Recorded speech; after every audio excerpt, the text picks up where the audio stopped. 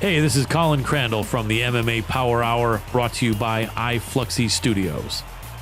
The MMA Power Hour is a show produced by fighters, coaches, and fans of our sport of mixed martial arts, so it is dedicated to anyone out there involved. We have top contenders as well as world champions. We have legends and Hall of Famers in our sport. They're talking about themselves, how they got to where they are, who they are, what they're about, what projects they're involved in, as well as predicting huge upcoming MMA fights and a lot more. Let's get ready to feel the power. MMA Power Hour brought to you by iFluxy Studios.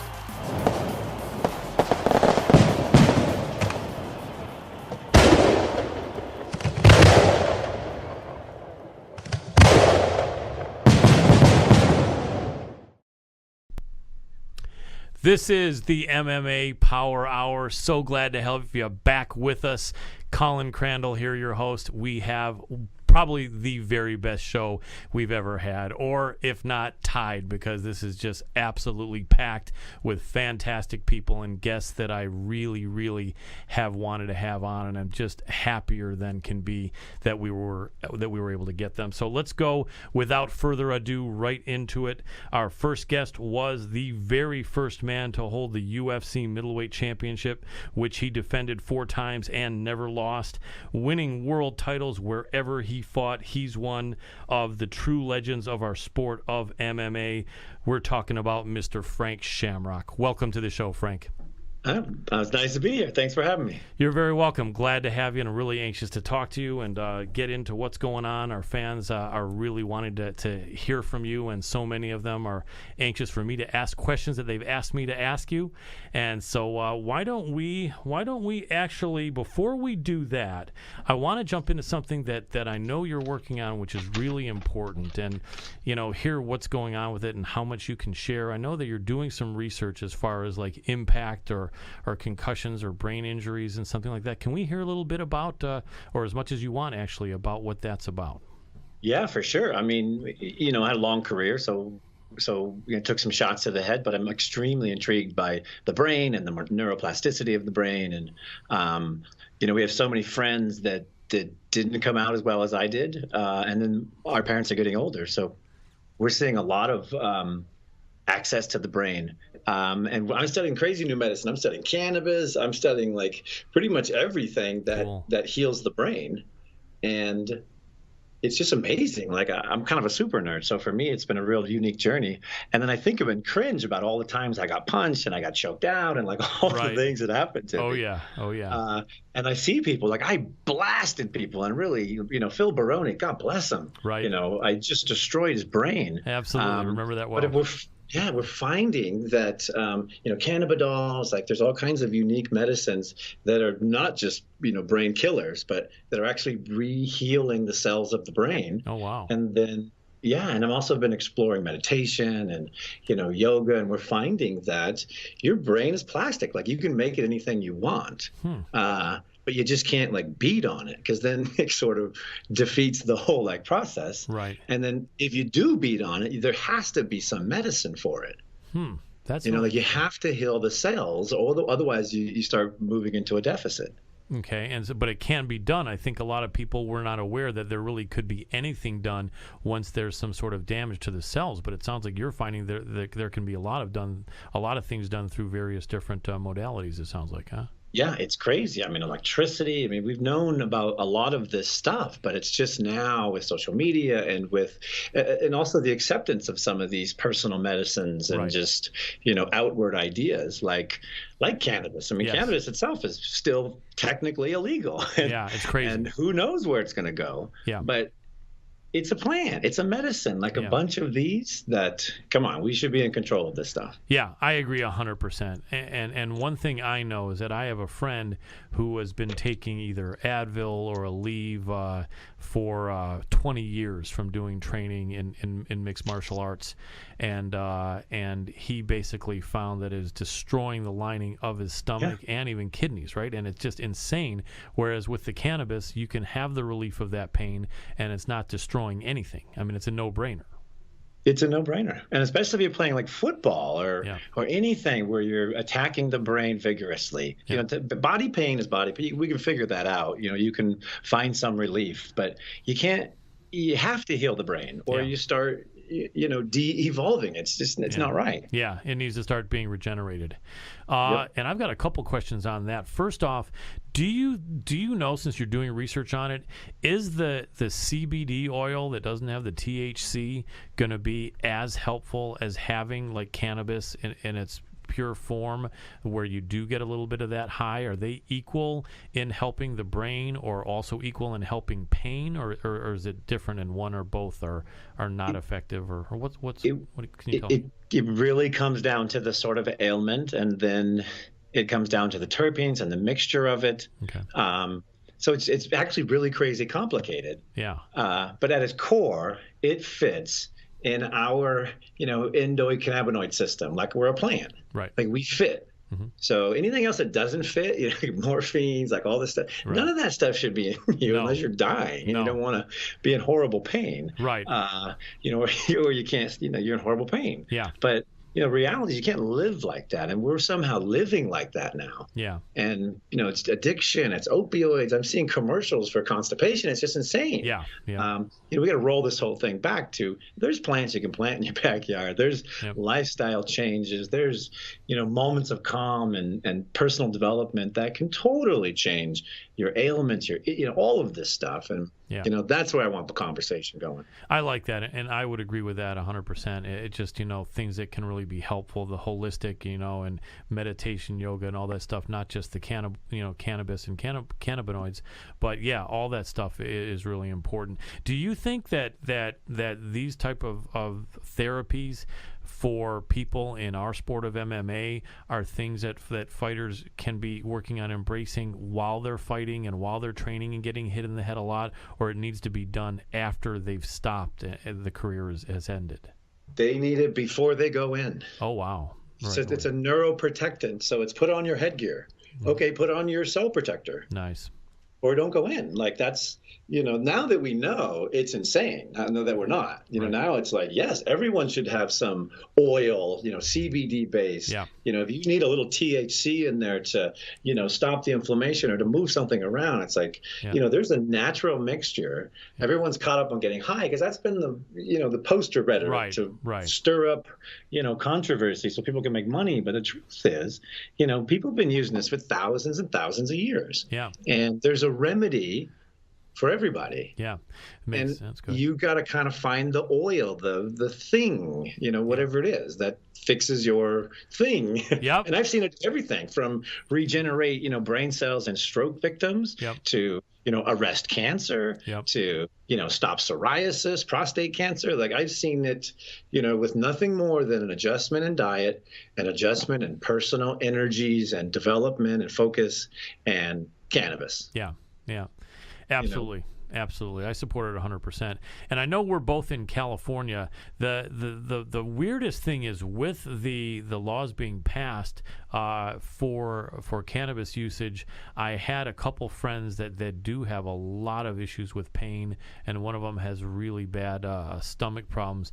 And they were both super excited that once things passed, 4 or 5 months ago, that they could walk into a dispensary and get the medicine that they need. And then all of a sudden it comes out that, now you're gonna be all excited because in 2018 you should be able to walk into what the heck happened with that? So in reality, the law passed, but it was gonna be 14 more months from when the law passed till people can walk into the dispensaries. That sounds like crazy, but that's a reality. It's the reality. I mean, we're just not ready. I mean, this is thinking that it's time, but we're not ready for it. Politically, the towns aren't ready. We're just not ready. In my town, it's zero. You can't have a business. There's no permits. Wow.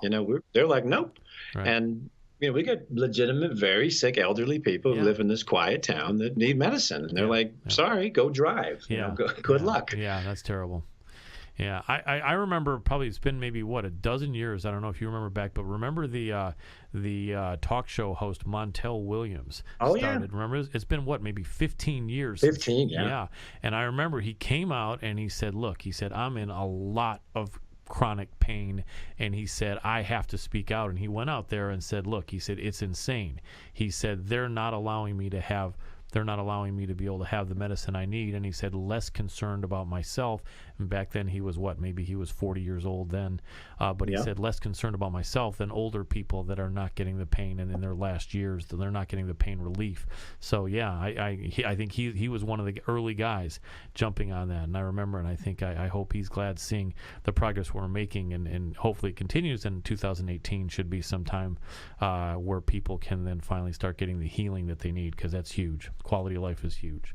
It's huge. And if you think about it as medicine, it'll change your perspective on what it is. And if you want to abuse your medicine, then you should definitely talk to somebody about that. Right. Yes. But it's all medicine. Yeah, it is. And the people that are 19 years old or 21 that are not injured or ill or doing anything that requires it, partying is sadly enough the image and the stigma, and that's not what it's about. That's not what we're talking about, and no one's advocating any kids who don't have anything wrong necessarily getting high at all, although the medicinal part for injuries and brain protection obviously is good for any age. But certainly the message is people getting the care they need, and that's really important. So definitely we're on the same page with that 100%. So let me ask you, if I could, as far as your career in MMA and what you're seeing as far as how things have changed. Are things better? Are things safer for fighters as far as the injury and the damage they're taking? Less safe? About the same?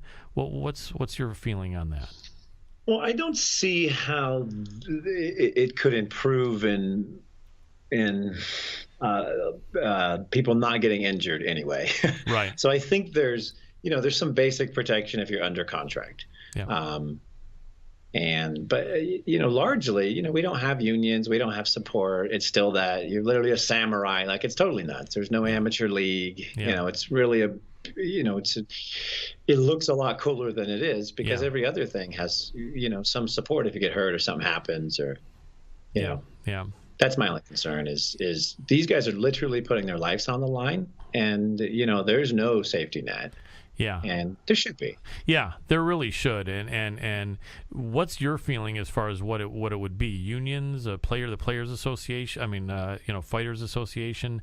What do you advocate? Because a lot of people respect you as a guy who tells it like it is and a guy who was there for many years as a fighter and a commentator. What are your feelings about what we should try to support as fans of the sport to help make things better as far as that? Well, we got to have a development or real amateur community, right? Because otherwise, it doesn't work. And then, there has to be a safety net. I mean, there's billions of dollars here, and you're telling me we can't move a little over here, right? And look after people that get really messed up. Like, that is just a lack of, there's a lack of culture in that. Yeah. And if we want to move to the next level, it's like we need that. We need the history and we need the future. We need that thing, that so that I will send my daughter there. I won't send my daughter there. Right. Absolutely. And I helped create it, but it's like, wait a minute. I know it's not right. It's like sending her to a bad college. That wouldn't make sense. No, not at all. Right? No, I agree 100%. And all it takes is the money being moved, right, to put this in place. That's really all it is.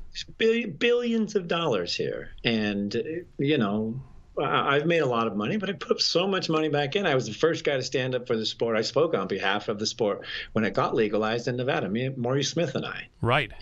Stood up and said, "Listen, it's a great sport. It's safe." We stood up on behalf of the sport before anyone else knew what it was, but the first thing they said was, "Where's the amateur league? Who's going to take care of it?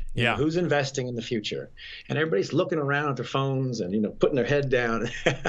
Yeah, it's like we have an obligation to build that. Martial arts schools are doing it, but they don't have the resources. Right. And we're talking network television contracts, and we can't divert 0.001% to looking after those guys. I think we can. Yeah, I would agree 100%. And I don't think there are any serious fans that disagree with that.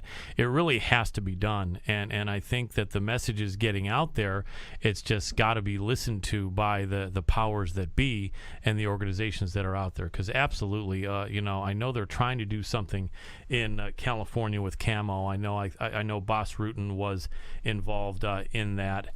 And I don't know if he still is, but I think that that's something even more where there is definitely money put into a league of amateurs where there is a lot of monitoring done and it is safe, and then the transition to the pros is done by people that have been cleared and that are medically safe and in shape to go on, and then that also have a safety net of insurance. It can't just be insurance and care for the few that are fighting in a big show. It's got to be for everyone. So yeah, I agree 100%. I don't know what it's going to take.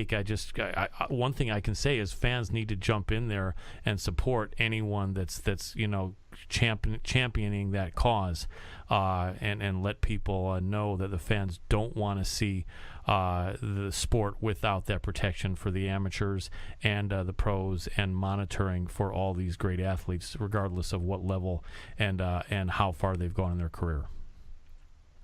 Well, someday, knock on wood. Yeah, absolutely. Absolutely. Speaking of which, what do you think about the fact that some leagues are trying to jump up and make as big a noise as the UFC? You worked for Scott Coker over in Strikeforce.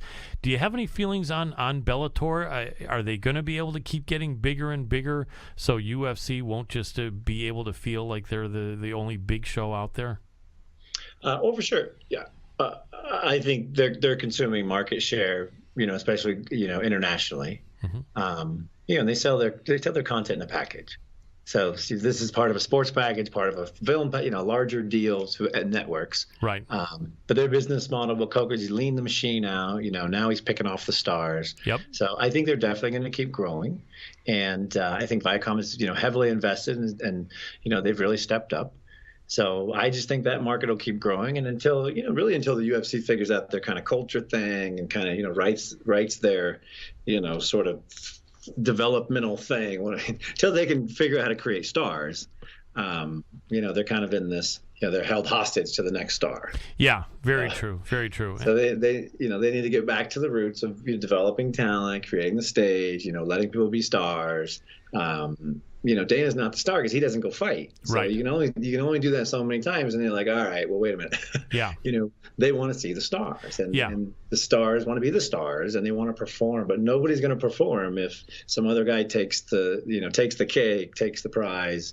They're not going to perform. So they've lost this, warrior culture. People don't show up and give it all. They show up and give enough to do what they got to do to get, what they got to get. Right. I fought Cung with a broken arm. I was like, whatever. Yep. We're launching, MMA on network. Like, yep. we got to do this thing. And those are the people you need. That's the kind of spirit you need. Absolutely, it's true, and that was huge. I remember that was really, really amazing when Strikeforce did that. And so Scott Coker is definitely a visionary, and having people like yourself and Cung, out there was really important. And we need to see that. I want to see that. I think he can do that, and I think Viacom has the money there, and they just need to put it behind them, because I think people are actually not happy with the Reebok sponsorship, and I think people will continue to leave the UFC because of that, and I think it is looking like Bellator is going to be a really big force, and so I think that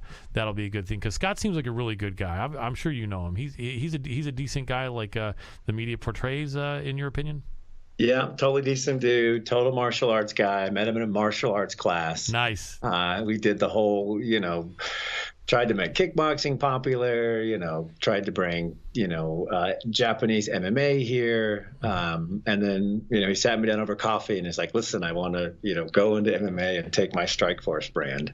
And little people know I was the instigator of all that and the brand supporter, and I helped Coker do the whole deal. And and then I performed on, at the top of the card, because I finally met, and had a partner and a platform where I could create any story. Yep. And as long as I showed up and closed it, and it was amazing, they just let me do whatever needed to be done. And, that was an experience I was always looking for. Yeah, and that's awesome. And you definitely deserved it, having paved the way for so many people. I mean, one thing that I think people should know, and people know, I think, that are over 30, but some of our listeners that are under should know that really Frank Shamrock was really, in my opinion and in most people's opinion, really the first true cross-trained MMA fighter that could hold his own and better in all three skill sets, from the grappling and the striking, the jiu-jitsu, wrestling. Frank Shamrock was like, I'm going to say, like one of my friends said today, who was a big fan, he said Frank was GSP before GSP was GSP. Right? It's so true. I was the first super nerd. I was the first super nerd and super athlete. Like boom, like I've reached the pinnacle. Yeah. As the sport was developing. Yeah. I thought it was amazing. Yeah. I really enjoyed it. As an athlete, a great life, and it was all happening right in front of me. Yeah, absolutely. And one thing I remember also going back years is I remember reading in the magazines, and because there was hardly any coverage back then as far as compared to now with the ESPN covering it and Fox and Spike and all this stuff. But I remember reading in the magazines that a lot of the top fighters back in those days were seeking you out. And I remember thinking to myself, man, you know what? Most of these fighters don't talk about seeking anyone out but themselves and their coaching staff and like that. But a lot of the top fighters were actually saying, you know what I want to do is I want to see if I can connect with Frank Shamrock. And that really stood out in my mind. I said, man, if all these other top fighters are saying that, and I think I forget who it was, but one of the guys said, Frank is doing cutting edge training and conditioning that is making athletes absolutely be the best and absolutely get to their physical peak of performance. And so you were doing some amazing stuff back then. People should know about who don't know. The top fighters, along with Frank being a top fighter, when he was a top fighter, the top fighters were seeking out Frank to train with, by the way. So you were doing some really good stuff. And was that before you were with Maurice and TK, or was that right about that same time? That was before that, because once I got going and I realized I needed to build my brand. So I was always, those martial arts magazines, I would drive myself down there, and shoot all day with them and help them write the article. Like, it was real work because there was just no money. Sure. So it was, it was about building, for me, it was about building something bigger and bigger and bigger. But yeah, it was always about, trying to build this thing, because there wasn't anything yet. Right. Yep. It was really, you didn't, there was 5 events a year on pay-per-view, and that was it. Yeah. And I remember the first event, Ken's like, okay, I want you to go in the back and I want you to look at their outfits. Right. I'm like, all right, cool. So I bring back the info, and he's like, okay. And we literally sit down like, okay, he's got this outfit on. He's probably a kung fu guy. That's what he says. Right. I love it. He's probably going to do this. He's probably like, that's what that was it. We're like on a piece of paper. Yeah. There was no coverage. And the internet itself was in its infancy, or even before that. Yeah. And there certainly was nothing. I should probably watch out for that. Okay. All right. Go get him. Yeah. That was the scouting, looking to see what they were wearing. I love it. That's awesome. That's awesome. But yeah, those were different times. And definitely you guys that were pioneers absolutely set the path, for everyone, that's there now. And one thing I think is that anyone that knows anything about the pioneering the days that people like yourself were really setting the path and blazing the trail. Everyone that knows you guys from back then knows that you should long have been in the UFC Hall of Fame, and it's just BS that you're not. So I want to let you know that our show knows that as well, and I'm willing to say that. I'm not going out and slamming any organizations here or there, but I have to have it known that that I know personally, and anyone I know knows that Frank Shamrock long should have been in UFC Hall of Fame, and he is a Hall of Fame fighter. And it's just if he's not in it, then in my opinion nobody's in it.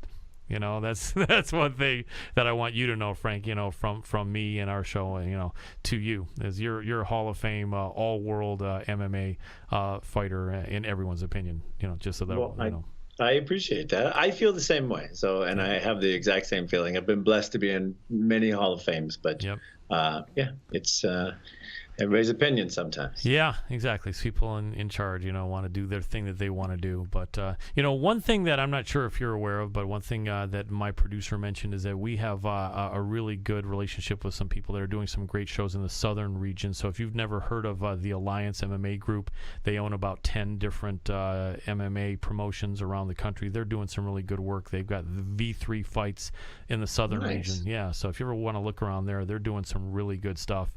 And really looking out for their fighters and taking care of them and making sure they promote them as well. So just wanted to shout those names. I love that. Well, here's what a lot of people have been asking me about fighting. I don't honestly follow it all that much, but I am very interested in helping Bellator. Good. So if you are a kick-ass quality fighter that knows how to talk and walk and sling him and fling him, hit me up. I can help get you in there. Cool. I'd be happy to pass it on. I appreciate that. That's huge because we do have fighters listening and watching our show. So if you guys heard that, that's an invitation right there from Frank Shamrock. So if you've got some chops and you're dedicated and you're focused, getting in Bellator is huge and it's getting bigger all the time. And you can make money by wearing your sponsor stuff on the shirts and on your shorts. So, if you want to hit Frank Shamrock up, best place would be what, at frankshamrock.com to hit you up on the page there on the website or something? At Frank Shamrock anywhere, Twitter, Instagram, awesome. .com. Cool. Yeah, I just float around at Frank Shamrock. So I like it. I like it. That makes sense. Anyway. Very cool. Yeah. And let me ask you this. One of my good friends said you got to ask Frank, is he still training anywhere or running a school that anyone could go and train at all with Frank or under Frank's supervision? Unfortunately, I do not. Right. I only do consulting, business consulting, and I only teach, which is crazy, martial arts in metaphors, in business management training and asset development and sales classes. I like that. Cool. Well, you know what? You did put in a bunch of years making yourself available, so I know a lot of those people got a great benefit from that. Well, I appreciate it. Well, let me ask you this. I know we only have a few more minutes with you. I think you had a funny story or two that you could share during your travels in this MMA world over the past 20 years. If you remember one or a couple of them, we'd love to hear them. Oh, okay. Funny stories. Oh, my God. Some of this good stuff has happened. Gotta throw them on. I once fought a man who I completely underestimated. Right. And he was a young kid last time I saw him, 20 pounds lighter, like much less aggressive. So I kind of took the time off. I took an easy month. I was in Pancrase, so every 6 weeks we'd go out. So I took the 6 weeks off. And 6 minutes in, I was so tired. Shibuya was his name. Okay. And I was so tired, and he was just out wrestling me on the inside, and he was just crushing my body. And I was like, oh my God, he's gonna wear me out. Right. And he had some chops on the stand-ups. I was like, he's gonna wear me out, and he's gonna club me, and I'm not gonna be able to do anything. Right. So we get all clenched up on the ropes, and I'm like, I'm so dehydrated. I'm so thirsty because I was totally out of shape. I was like, if I could just have one sip right now, I could maybe turn this around. Nice. And I just need the tiniest sip of water. And I'm clenched up with my head under his ear. And I just look over, and there's just sweat pouring down his neck. just running like a faucet. Right. And I'm not too proud to admit that I turned my head, and I took one good lap of that water. Nice. And I turned that fight around, took him immediately down, got him in a shoulder lock, and I got out of there. Nice. But, that was the most messed up, weirdest, triumphant, strangest, funniest, oddest story that probably happened to me on my journey. I love that. And it's practical, and it probably may have never been repeated, but if it hasn't, then it's too bad, because right there you got hydration that won that fight for you. I can only imagine what was going through his head. And then I do have one more. Yes, absolutely. Love to hear it. I love that one, by the way. This was me, 22 years old, at my very first UFC. And I'm Ken's bucket boy, and I'm running around doing all the good, checking the uniforms, being a spy. I'm all in. Nice. And Ken's doing his thing, and then finally Harold Howard comes out. Yes. I don't know if you remember him. He had wife beater on. Oh, the Canadian. Right? Yep, if you're coming on, come on. Right? It was amazing. So he comes out, right? He beats somebody down, and it's amazing. And everyone's like, yeah. And I'm like, oh, this is insane. All these people are crazy. Right?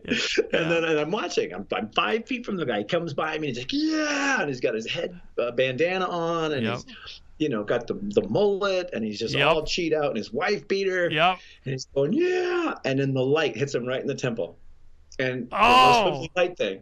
And it just, because he's looking the wrong way, and it goes, bing. And he just goes face first. Boom, like a sack of potatoes. Boom. Oh, that's hilarious. You're kidding.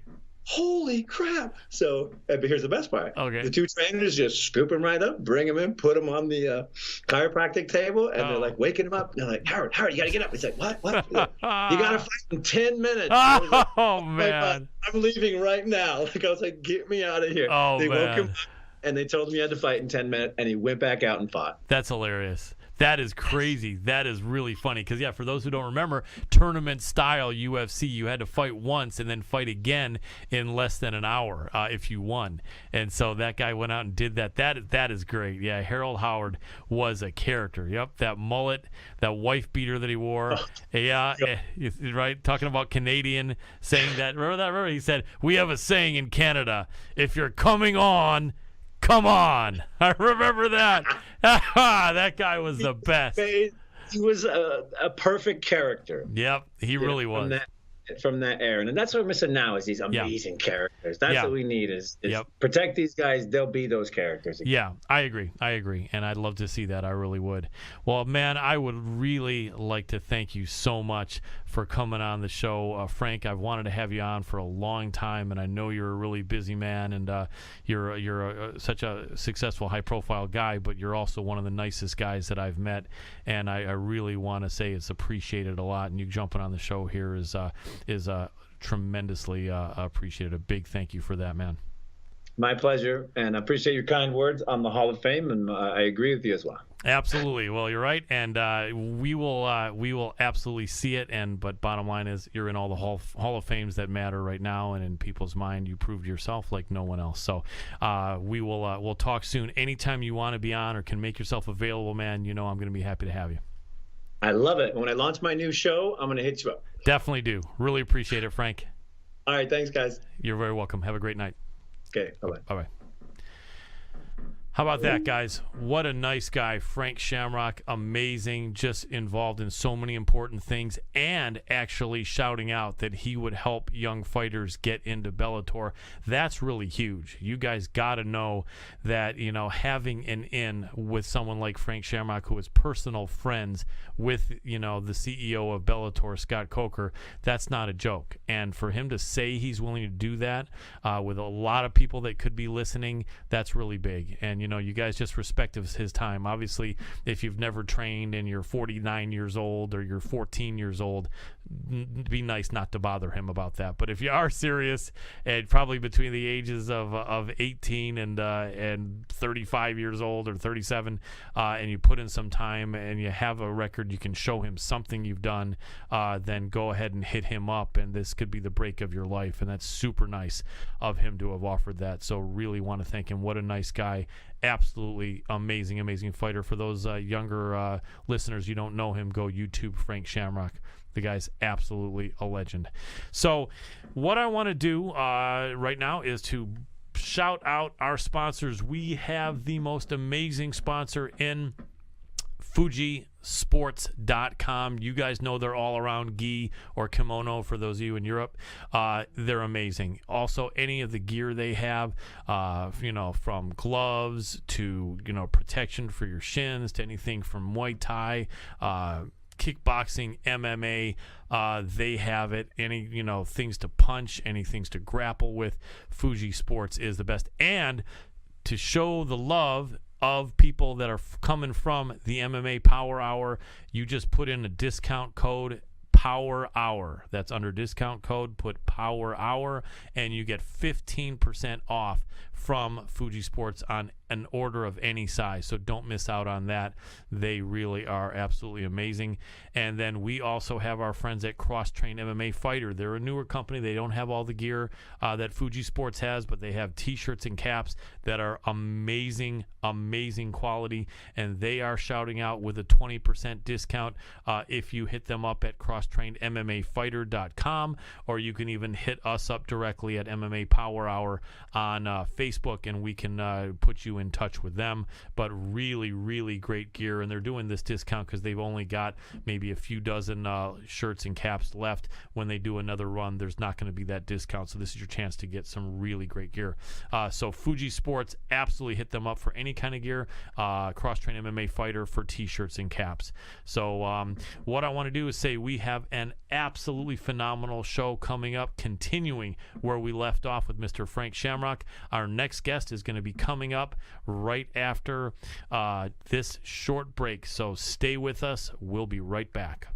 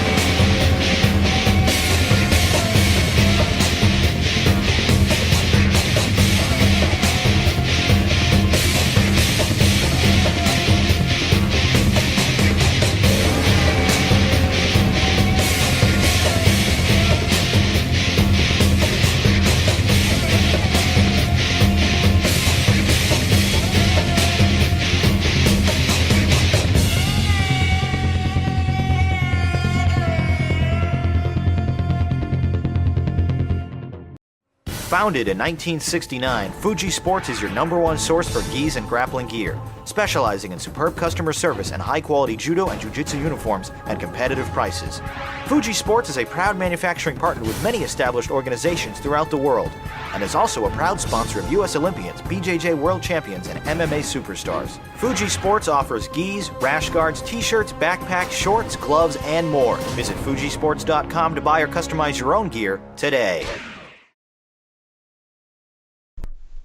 And welcome back to the show, everyone. We're so glad you're back with us. We have an absolutely phenomenal show continuing from here, just like that first segment. This next guest is absolutely amazing. I can't wait to start talking to him. But before I do, want to thank you guys for your support, and want you all to remember that whatever you can do as far as social media, we appreciate. If you want to go to MMA Power Hour, go to our page on Facebook, hit it with a like and a share. That's really important. We were doing a great show for our martial arts brothers and sisters and for fans, and it's all respectful, it's all with great people, and it's all to really bring information and entertainment for people who love our sport. So if you can go and share and like and view, it really helps. MMA Power Hour on Facebook.com. Shout it out to your friends. All support will be rewarded. Anything you guys want us to talk about or any advice, throw it at us. We're really open to it. So with that stated, I want to welcome our next guest,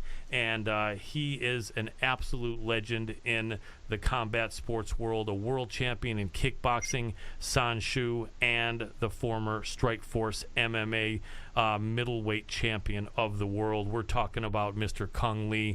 Welcome to the show, Cung. Thanks for having me. You're very welcome. I'm really glad to have you on. A lot of people are excited about you being here. Awesome. Cool. Hello, everyone. Yeah, sorry about that. I'll give you a chance. Go ahead. You're saying hello to the fans, right? I was just saying hello, everyone. Thank you, my friend. I really appreciate it, Cung. Well, I'm all excited. I'm interrupting Cung the first 10 seconds into the show. As you can see, Right. I appreciate it, my friend. I really do. So I know you've got a lot of great stuff going on. You've been a fighter. You've been, and you are an actor, and involved in all kinds of projects. And one of the things that I really want to talk about that I know is important to you, that really is current and topical, is your work with the MMAFA, the Fighters Association. And can you tell me a little bit about what that's about and what's going on with that at the present time? Well, MMAFA, like a lot of people don't realize it, but Rob Macy started the MMAFA, and he's got documents dating back like 10 years ago, and he's been like fighting for the rights of the MMA fighters, because obviously, as a lot of MMA fighters have been complaining about their pay and how they're treated. Absolutely. And, it's not something that's new. It's right. It's happening a lot more often, and fighters are starting to speak up, and we are their voice, basically. Yeah. Absolutely. And this is an organization with you, Randy Couture, Brandon Vera, John Fitch. A lot of people who are big names and accomplished people in our sport are involved, among a list of maybe a couple hundred athletes and recognizable people. Am I right? Yeah, we got to tread, but the names that you just mentioned, also Nate the Great, Corey. Yep. It's we're just trying to voice our, be the voice of all the other fighters, because there's a lot of MMA fighters that can't speak up because, this is their livelihood. This is how they feed their family, and it's tough. But at the same time, we are the group that we raise our own money, or it's coming out of our own pockets, or Rob's putting it out of his own pocket to get us down to DC and talk to the Congress. And like in boxing, the Ollie Act for boxing, it's actually there were 16 congressmen that sponsored it, and we actually have like 20 now. So wow. We are making some we actually trying to get more. Yeah.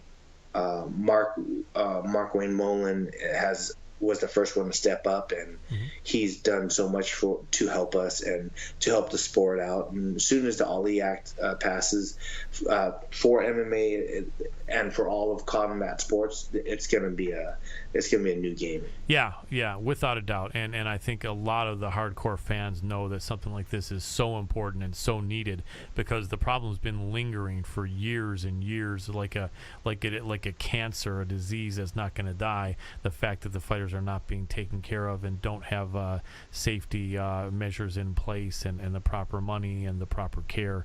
And and also I really want to say, for you, being retired, jumping in for something that's not even going to help you but will just help other fighters, I think you deserve a lot of props for spending your time doing that purely benevolently for your fellow fighters that are still in the game. So I think that's really cool.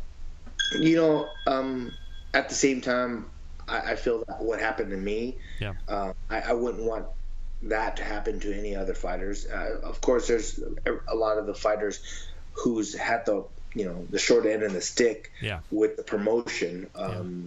They can't speak up. They just got to suck it up and take it. But like with me, after something like that happened, I just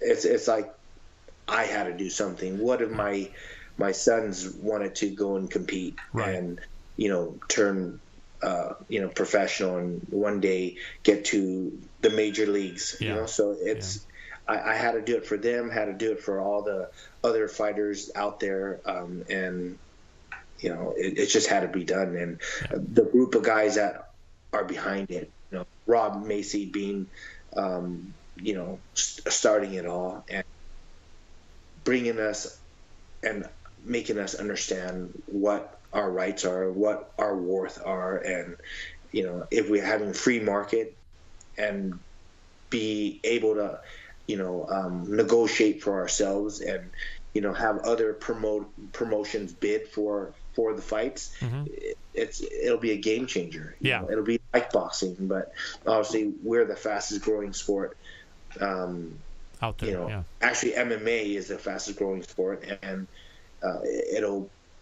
the fighters will make what they're worth. And that's incredibly important. And that's kind of the principle of the Muhammad Ali Act. I mean, it's pretty much being able to not be in abusive contracts and contracts that are kind of borderline slavery. Like I heard a fighter say, that's kind of what the Ali Act is about, to really look out for a fighter's interest and not let them be taken advantage of by promoters and stuff, right?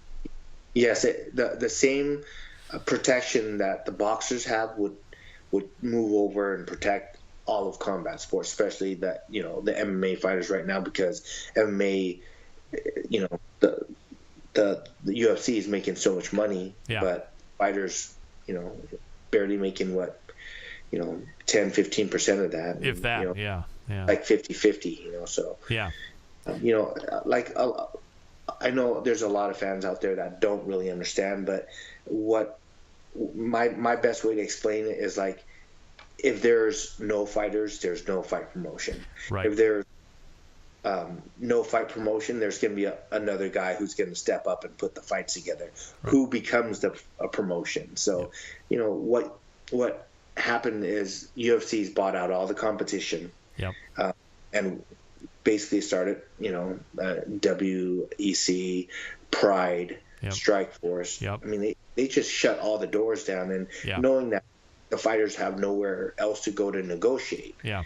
And it's just really, it just hurts all the fighters. So all the fighters have to sign these ridiculous contracts because they want to fight, they want to make money. But what they're making is kind of like chump change compared to what the promotion is making. And the people at the top. And that's not fair. I mean, boxing is shown how it should be done. That if the promoters are making $30 million for a huge high-profile fight with Floyd Mayweather or Canelo or GGG, then those guys are making $15 million or $20 million themselves. And there's just no reason why that can't be the case. And even if not that, it can't be where instead of 50-50, it's 90-10, or I think Pat Miletich said, or I think it was Pat or Ken Shamrock. Forgive me if I'm confusing it, but they both, I think, were said it really seems like it's almost like 99% for the promoter and 1% for the fighter. I think it was actually Ken, and he said it really is less than 10% for the fighter, and that's just there's no reason for that at all. It's not right, and and then I think with the promotion that UFC has with Reebok as well, it just made it worse. I don't know. I mean, it can't continue. So I'm with that. Is there anything that fans can do to support the MMAFA? Just support their fighters by getting behind MMAFA and getting behind the Ollie Act, for Ollie Act in boxing, moving it over to MMA. So right. Okay, and that makes sense. So everyone listen to that. Get behind the Muhammad Ali Act. Absolutely a huge thing to help the fighters. And one thing I think you probably know, Cung, having been a fighter at the highest level, and and also obviously when you were younger, not being a fighter and now being retired, I think a lot of fans care more than people think. I think our sport is different in a way than other sports, in that a lot of people train. Like I like to say, in boxing, not many people that are not boxers are going to go say, hey, I'm going to go put the gloves on with a friend of mine and we're going to box 3 or 4 rounds. You just can't do that. But a lot of people can say, hey, I'm going to go train my jiu-jitsu. I'm going to go train some kickboxing, maybe with some headgear, and I'm going to go train some traditional karate and like that. So a lot of our fans, I think, do train and are in it, and so I think there's that real respect. So I think the fans are really behind what you're mentioning, and the fighters getting better treatment. Don't you agree? I totally agree. I think instead of like separating boxing, because a lot of MMA fighters use boxing. True. Yes. I think it should be under one umbrella. Yeah. And it's all combat sports. Boxing, you have the sweet science of the hands, yep, of the punch, and and kickboxing you add the element of the kicks, and Muay Thai you add the element of elbows and knees, and MMA is kind of like top of the food chain. You do everything with smaller gloves, and there's more danger of getting finished in so many different ways, getting knocked out in so many different ways, getting submitted in so many different ways. Yep. That's why it is the fastest growing sport. Absolutely. And I really like the way you said that, because I once in a while will say I want to correct what I said based on something like this. It's rare because I try to be on point, but yeah, I want to say my bad on that.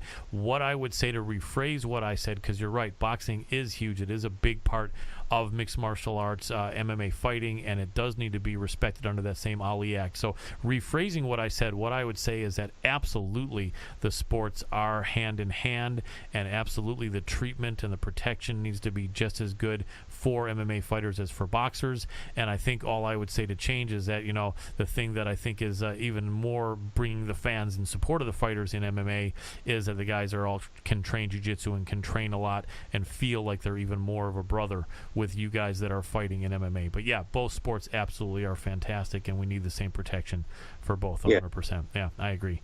And, speaking of which, what I think is interesting that a lot of people don't know about you is you did some wrestling as well back in your days before even the Sanshu, right?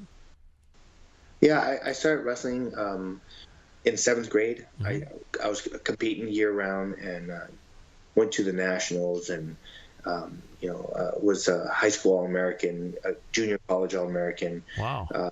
Wrestled as many tournaments as I could afford to go, and I enjoyed it. It was just that one-on-one type of competition. That's what I kind of love, and it just transferred over to martial arts, and from martial arts to mixed martial arts, and just moving from different type of fight styles one to another. I've fought on many different platforms, and I enjoyed myself, and I've learned a lot. And to be a complete martial artist helps you be a better person, a better human being. So it's the discipline, it's the self-confidence, and it's how you carry yourself. Definitely, to me, I gotta give the martial arts a lot of credit for molding my character. Absolutely. Very, very well stated. And I know a lot of people feel the same way. And those that are at your level, I know, are universal in feeling that way. So that's really important. One thing that a lot of people should know, and a lot of people are familiar with Cung Le, and some that are more, some that are less, some that are not. One of the things that you guys need to know that I think is really interesting is that a lot of guys that had as good a wrestling base as Cung can become pretty good strikers or have a good right hand and a powerful punch. But Cung is, I think, an example of a wrestler who really became one of the best pure, strikers and diverse strikers out there. And I don't think there are too many more examples, Cung, of someone that put in all those years wrestling and then was able to transfer it to Sanshu and MMA with becoming as good a striker as you did. That's pretty unusual, and I got to say is pretty impressive. And I think Cung Le is absolutely at the top as an example of someone who started in wrestling. What did the striking come easy to you? How did you, a wrestler, become a striker like someone who had been striking all their life?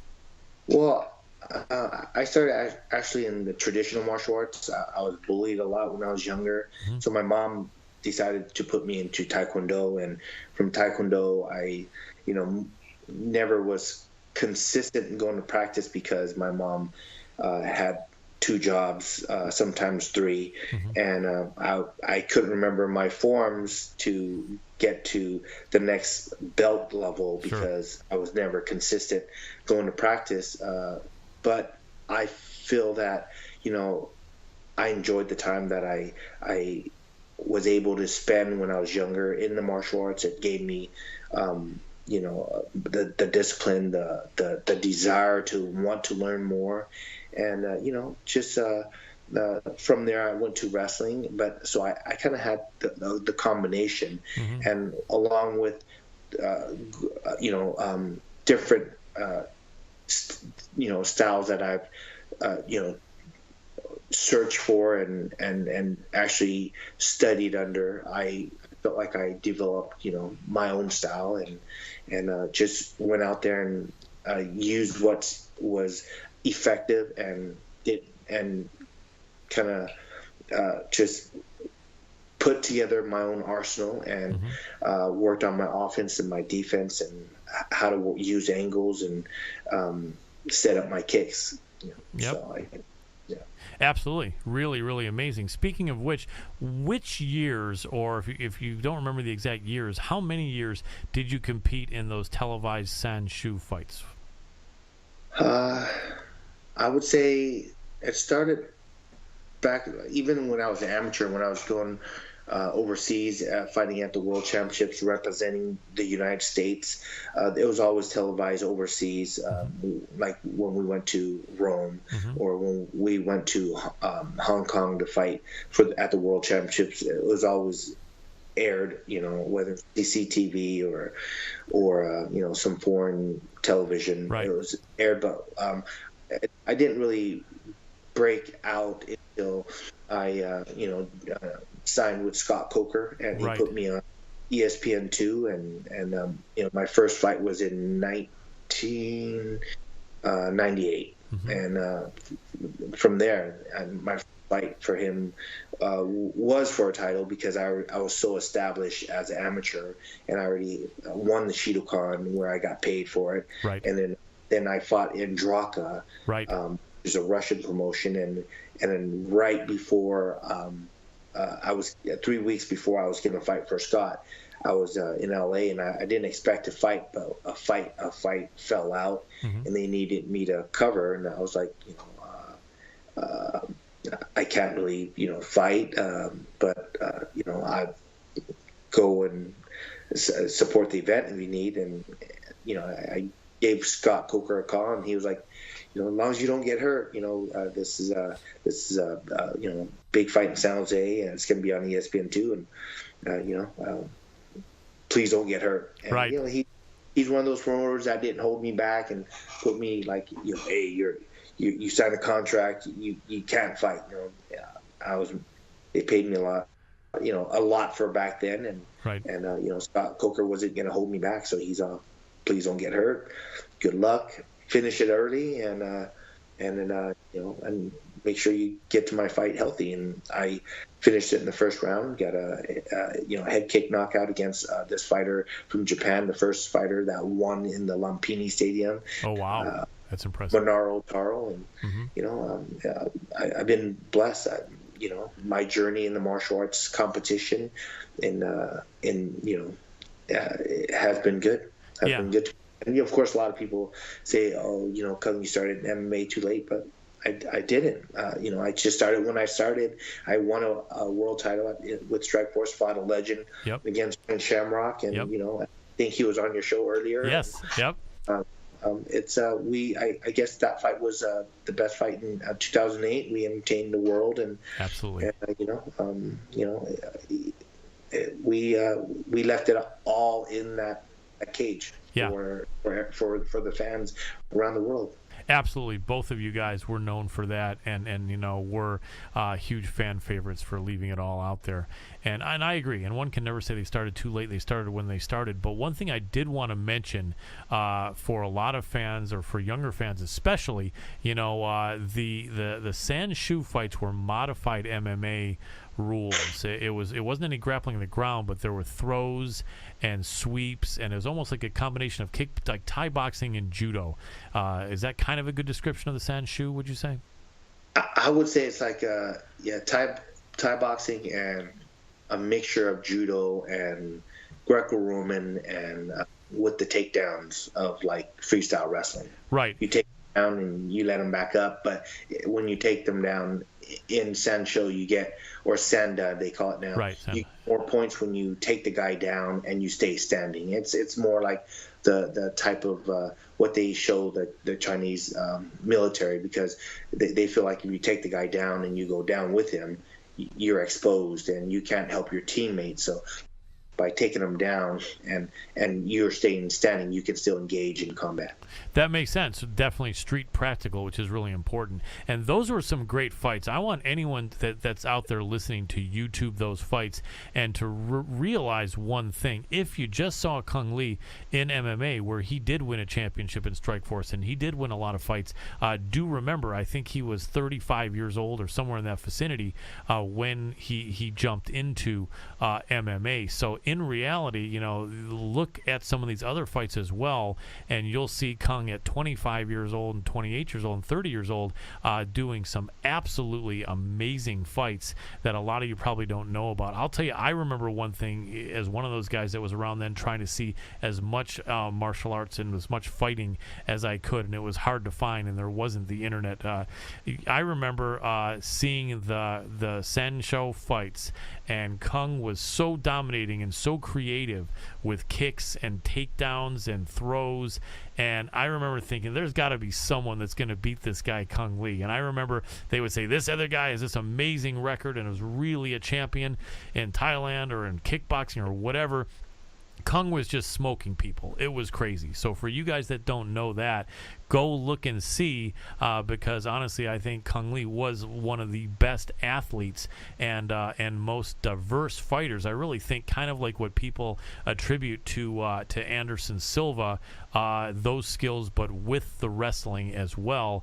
If you want to jump back and see some of these fights with Cung Le, that's really what you'll be seeing. So a lot of people I think don't know about those, but there's got to be some coverage there. Those were incredibly great fights and super exciting. I remember those well. well. And then the Shidokan, that was super interesting as well. That was like you would have to fight in like 3 styles of fighting in that night of fighting. You'd have to fight your opponent in grappling on the ground, and then you'd have to fight with like gloves in like regular kickboxing, and then you would fight in like a karate fight, bare knuckles, with like no punches to the head. Wasn't that like the U.S. Shidokan rules? It was pretty similar. Yes, it's actually the other way around. We start with traditional bare knuckle karate rules. Right.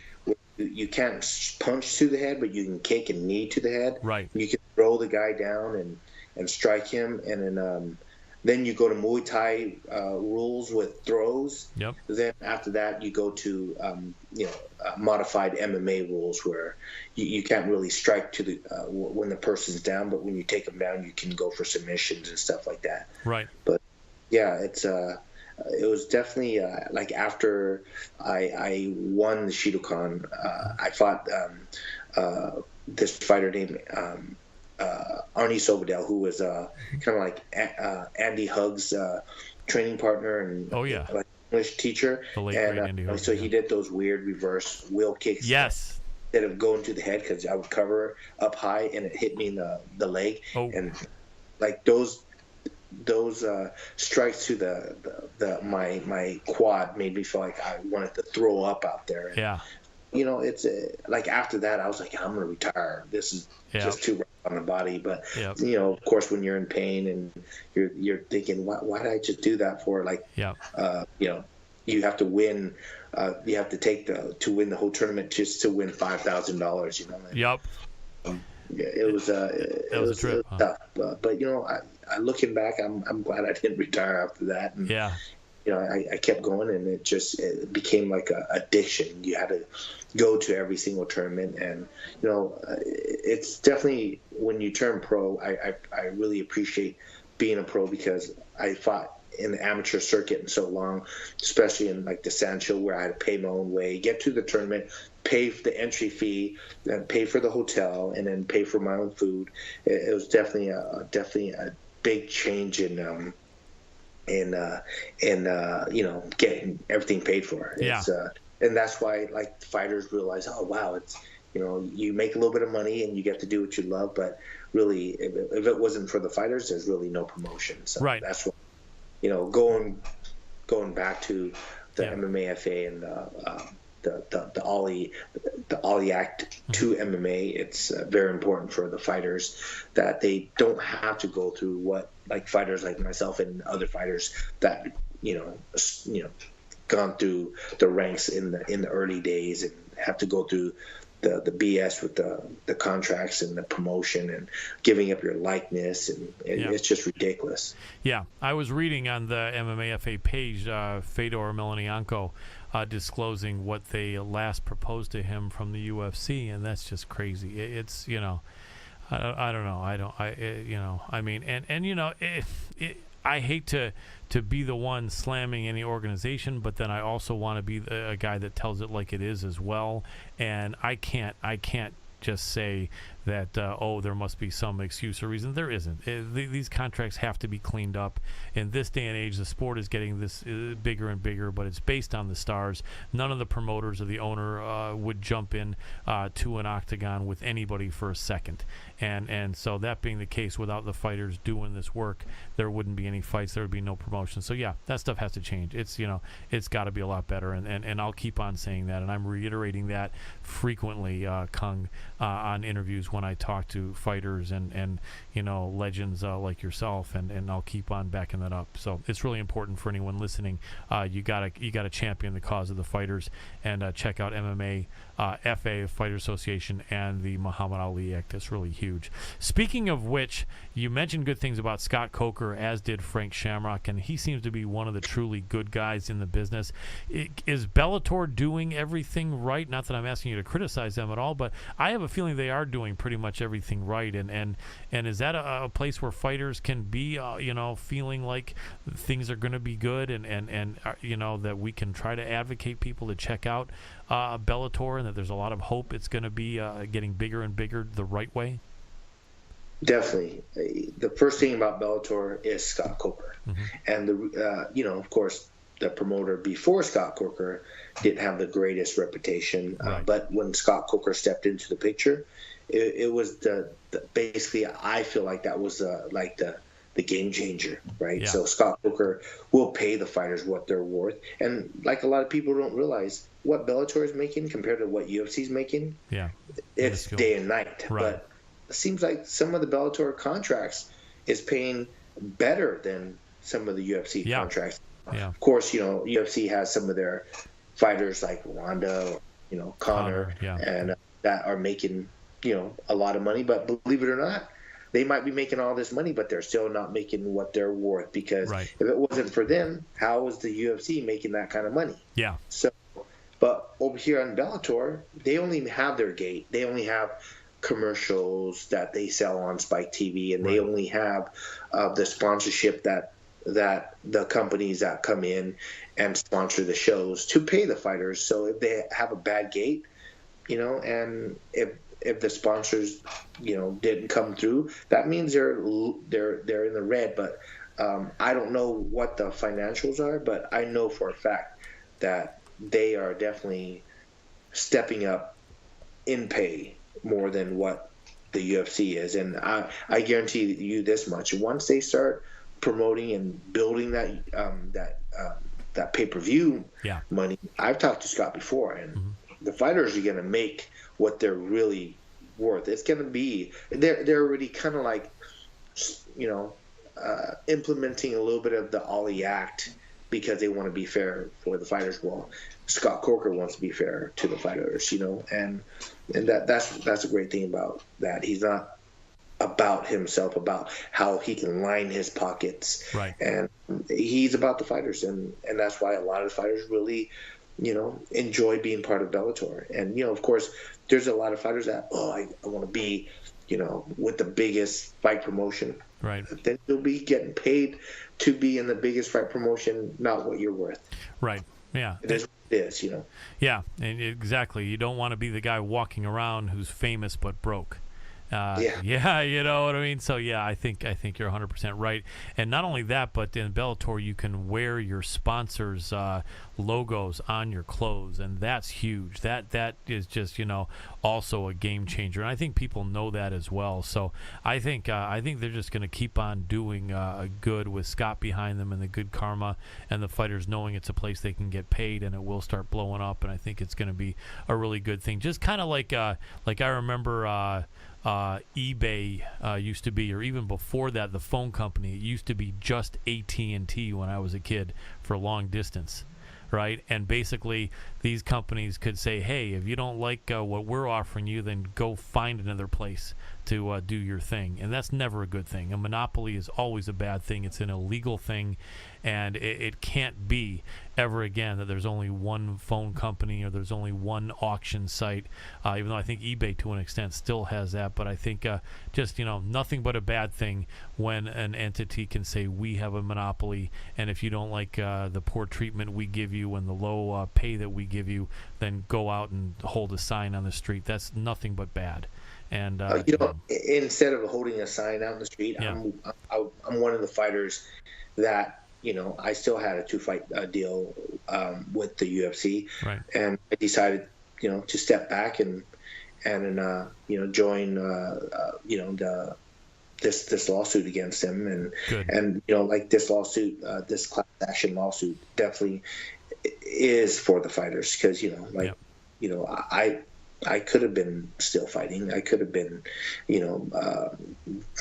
part of the UFC. But, after what happened, I'm sure a lot of people know.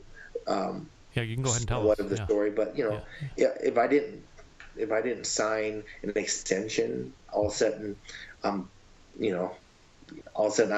tested positive for HGH. It's really ridiculous. For me, it was like my own thought. It was like a conspiracy theory, because if I was going to do something, why wouldn't I be doing like the anabolic? But in one of my interviews, I released it in my own the test results of what they tested. I was normal across the board. Only thing that was elevated was my HGH. And if you understand anything about the science of HGH is you can sit in the sauna for 30 minutes and your HGH level is going to go up 180%. Right. If you work for 30 minutes, your HGH level is going to go up the same amount. Right. So I just got done fighting. And usually when you do an HGH test, you have to get a fast. That means you can't eat and wake up with a resting heart rate of, you just wake up in the morning, and then you go and you do a blood test. Right. So, and with the blood tests can detect anything in the body for 6 months. If you're on anything for 6 months, right, you're gonna get busted. Right. Usually the urine test, it's like 5 or 6 weeks. You can get it out of your system. They gave me a blood test. Yep. I was clean. Yep. And the only thing that I didn't for them, for what they don't know about the testing, my levels were elevated because I just got done fighting, Michael Bisping, and it's like I asked, where's his test? I want to see his test. Exactly. After 3 weeks, the tests are destroyed. All of us. I mean, it's kind of shady stuff there, and something's wrong with that.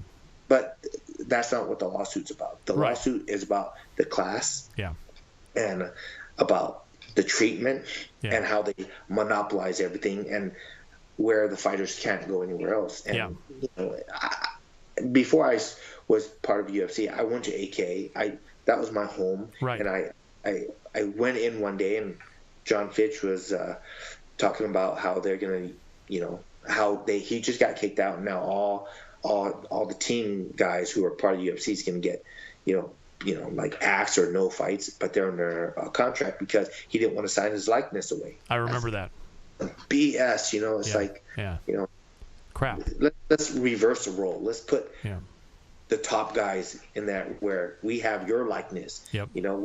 We run around and do whatever we want with your name. Yeah. And we make all this money off of it. It's like, maybe you step in the ring, Dana and the brothers, and fight like one guy, like a 3-on-1, and we make all the money, and they just get paid like a show fee. Right, exactly. No, they'd never go for that. And they would get their ass kicked really bad. Oh yes. And, yes. Bleed and get choked out and dropped on their head, and and the fans would love it. I think. Oh yes, I think so too. Yep, it'd be a lot of cheering.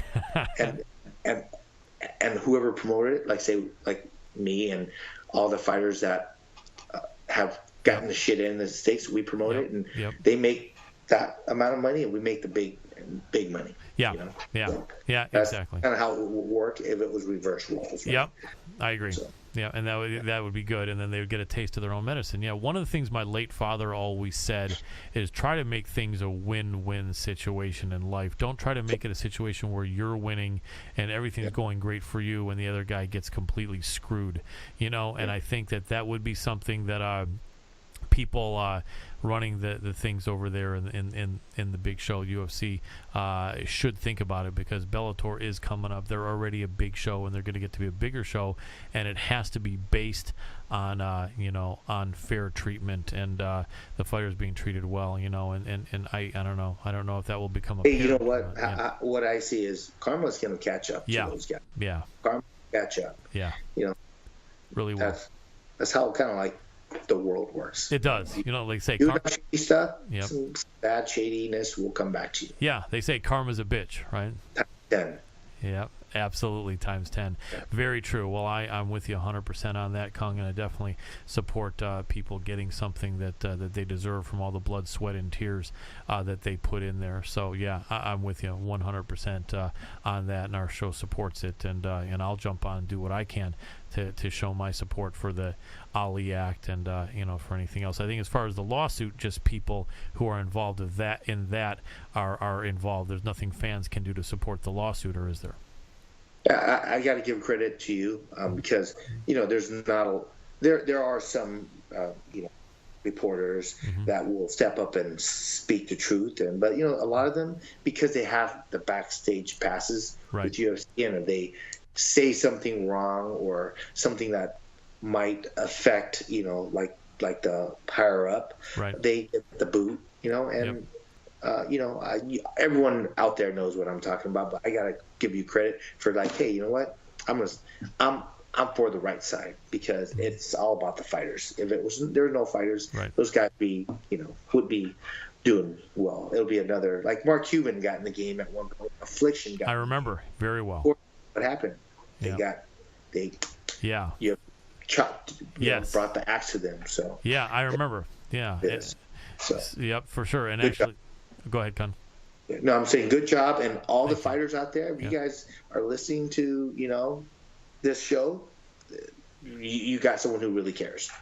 Thank you for saying that, Cung. It means a lot coming from you. It really does, man. And I really want to thank you for doing what you're doing and for coming on the show and sharing your time with that and saying those good things about me. And you've been very helpful in more ways than I can say with being here and a chat that we had before, giving me a lot of tips that were very important to me as well. So Cung Le is a straight-up good guy, and I think you guys know that. And so we're very happy to have good people on our show, Cung. And as a legend of MMA, you've enhanced this show and made it better, and I'm so glad you came on, my friend. Thanks for having me. You're very welcome. Anytime your schedule lets up, we'll stay in touch. We'd love to have you on again. All right. Sounds great. All right. Thanks again, and you have a good night, Cung. You too. Thanks. Take care. Ladies and gentlemen, that was Mr. Cung Le, a very, very good guy, seriously giving back, helping fighters that are active now and looking out for them and giving us a lot of credit here. We care. I mean, we're not trying to be controversial on purpose, and we're not trying to attack anyone, but we have to point out something if something is wrong, and we have to say, as someone myself who's been a fan of the show from the beginning and trained in martial arts myself, and basically to a small level know what it's like to jump in with small tournaments that I've been in over the years. The fighters have to be treated well, and that's it. Period. I'm not afraid to say that, and I don't think it's going to work against me. And if it does, for anyone that feels like I can't say what the reality is, or if I'm supposed to be someone that has to pretend I don't know this or that, I'm not walking on eggshells. We're doing a show for the fans, and we're doing a show about the fighters and supporting them. So that's what we're going to keep doing. I hope you guys appreciate that, and I hope you guys appreciate that interview. And we really thank Cung for coming on here and being a great guy and speaking his mind. So with that, I'm going to say we have two more great guests left on this show, and we're going to be back shortly, but I do want to shout out our friends at mixedmartialarts.com and the UG. You guys know they are the OG of this business. They are the website that's been around for just about 20 years. They're the underground. Their forums are the place to go, bar none, for people that want to be in touch with pure martial arts fans, MMA fans, fighters, and be able to speak your mind and get great information, as well as share information and even possibly talk to your favorite fighters. Fighters have been going to the UG for years. You don't want to miss it. Mixedmartialarts.com and the UG. Also, Cross-Trained MMA Fighter and Fuji. Check out those places. Fuji Sports absolutely has the hookup on all the best gear that you could possibly need. Put in Power Hour with a discount code, and you get 15% off by being a friend of the MMA Power Hour. We're going to be back after this short break with more action.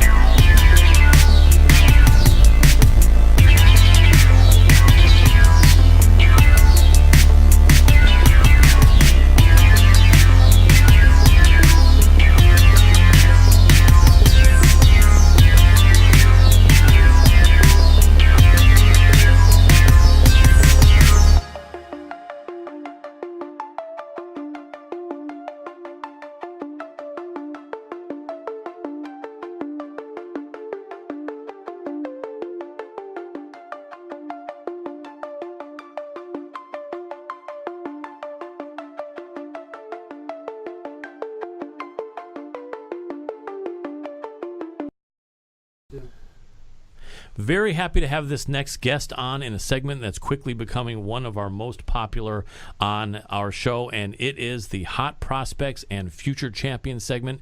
And this time we have from our good friends camp, the world-famous Jackson Wink Academy.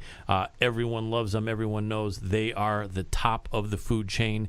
Everyone knows Coach Jackson and Coach Wink, and this is someone that they believe in, along with our friends there, the general manager, Michael Lubomoff, and Mark Aragon. We're so happy to have a hot prospect and future champion, Mr. Cody Hofstadter. Welcome to the show, Cody.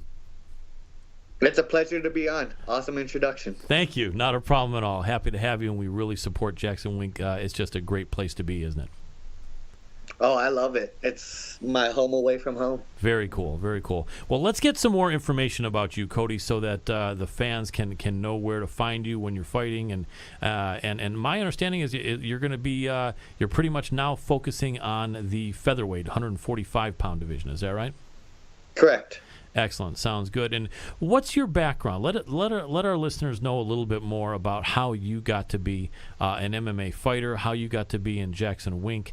You know, what sports were you in? Did you start doing one martial art alone before MMA, or did you just jump right into MMA? Give us a little bit of backstory on Cody Hofstadter. Okay. I was a bit of a delinquent as a child, and I would get hits, and I started training in martial arts as a way to get better at my fighting. I consider myself an artist, a martial artist. I'm pursuing mastery. I don't really consider myself a fighter. It's something I do to test myself and improve on my skills. Sure. I've studied everything.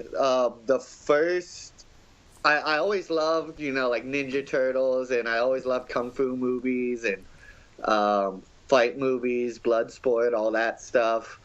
The first martial arts book I got was The Tao of Jeet Kune Do by Bruce Lee. Awesome. And that kind of opened my eyes, and I started training myself. Me and my friends would, beat the crap out of each other in our backyards. Cool. Big gloves, no mouthpiece, that kind of crazy stuff. And I've trained everything. I have a rainbow and a bunch of different styles. Cool. It's all the same to me. I think all martial arts it's all the same. I try to find pattern recognition between styles instead of focusing on specific styles. That's cool. I like that. And so really there wasn't one aspect that you got into before others. Basically, when you started learning your grappling and your ground was around the same time you started learning your striking, right? I started with striking. I was already a black belt in karate before I started. Oh, wow. Before I started pursuing jiu-jitsu and grappling and MMA. I did a lot of my training in San Antonio, Texas, and anyone who trains at any martial arts gym in that town will know me. I went to every school looking for the best instructors, and I found a lot of good quality instructors, but it was like I was going to 5 or 6 different gyms, and there was a lot of gym politics. Oh, you train here, you can't train there, that kind of bullshit. Right. So 3 years ago, I moved to Albuquerque. I sold all my stuff and packed up my car and drove here without knowing anyone or a place to stay. And man, I wish I would have moved here years ago. I love it. That's awesome. It's like the Harvard of martial arts. Yeah, it really seems that way. It really, really seems like the Harvard of martial arts and a great place to be, especially with someone with a really good attitude like yourself that can appreciate it. And so since you jumped into jiu-jitsu, you've been doing pretty well at that, and you're even one of the assistant instructors or instructors of jiu-jitsu over there, huh? I wish. I mean, everyone helps each other at the Jackson Wink Academy. I'm teaching out of Gracie Baja, New Mexico, Very as well cool. as several, as well as several other gyms. I've had a lot of success in jiu-jitsu. I don't consider myself a player. the main reason why I've had success and I've competed so much in jiu-jitsu is because it was the only thing available for me to test myself in. Right. In Texas, it's a huge jiu-jitsu place, so I could easily compete every weekend. Mm-hmm. In addition to that, I've done karate tournaments, sumo wrestling tournaments, kung fu tournaments, Oh, wow. kickboxing, smokers, everything I can do to improve and get experience and get exposure. Nice. At the time, they didn't really have an amateur MMA scene Mm-hmm. in where I was training, or at least I didn't get exposure to it. Mm-hmm. So I went straight pro. Mm-hmm. And I would have liked to have an amateur career. The amateurs here in Albuquerque are amazing. Right. I heard that. So, but everything happens for a reason, and I'm happy I'm where I am. Yep. I've had the experiences I've had. Absolutely, I would agree. It sounds like you've got a really good foundation, and that's really important. Some fighters don't have that, and it sounds like you really do, and really know what you're doing. Are you looking at any certain organizations? I know you guys have great connections there with UFC, Bellator, LFA, and I know you're kind of looking around for that right spot to jump in and test your skills now that you've had the Jackson Wink team behind you. Any word yet on anything? Anything that you can disclose at least? I'll be fighting in 2 weeks on the Jackson Series card. Very cool. Here in New Mexico. I love fighting in New Mexico. The audience is awesome. The crowd is awesome. Mm-hmm. This is my new home, so I'll be the hometown guy. Awesome. I'd love to travel. I'd like to fight in India or Japan or Mm-hmm. China, Brazil, Russia. I'd like to travel. I'd like to get more experience, see right. different countries, Mm-hmm. see different people. That's ideal for me. That's cool. I love to travel. I love traveling. I love culture. And I Nice. love fighting. Very cool. So you wouldn't mind being that road warrior going into your opponent's hometown and fighting in their backyard, it sounds like. I'd prefer it. Nice, I like that, and that's cool. A lot of people don't. Not that I'm saying that MMA fighters are afraid of anything, because you guys are an awesome breed of badasses and brave guys. But I know a lot of people just hate the thought of going into someone's backyard, having everyone cheer against you or no one cheer for you. And I like it that you have that attitude, that you're cool with that. You don't mind being that road warrior. There have been a lot of success stories of guys that choose that direction. And, I bet you can be one of them, so that's cool to hear. Do you have any preference in a fight or in your upcoming fight in the Jackson series, whether it's going to go to the ground or stay on the feet, or do you feel equally good about both? Not to give your opponent a tip-off or anything, but what's your thought? Do you like to finish better by submission or by ground and pound or on the feet? I have no preference. I'm very well-rounded. I train everything every day. Nice. I'm really detached from the outcome. Of course, I want to win, but it's more about the experience than anything. I'm really happy for the opportunity to fight. I'm happy and grateful that I'm healthy enough to do what I love, and I'm excited. Cool. I just want to go out there and do it. That's cool. That's what it is to me. It's just I'll either win or learn. I like either that. way, I'll improve. That's I think it was Elio Gracie that coined that phrase, or at least has been given credit, saying the great thing about jiu-jitsu is you either win or you learn. There isn't. Yeah, one of those jiu-jitsu guys. Yep. Isn't any losing. That's cool. Well, give a shout out about where people can see the Jackson series. It is a really, really good organization that I think Greg Jackson had started out. I know that involvement is not as much on his part as it used to be, if at all. But it's a series that he started out, hence Jackson's MMA. But they're not gonna. There isn't TV coverage on that. But for anyone that really wants to go see a great regional show that has a lot of upcoming prospects on it, tell us the where and the when as far as that event 2 weeks from now.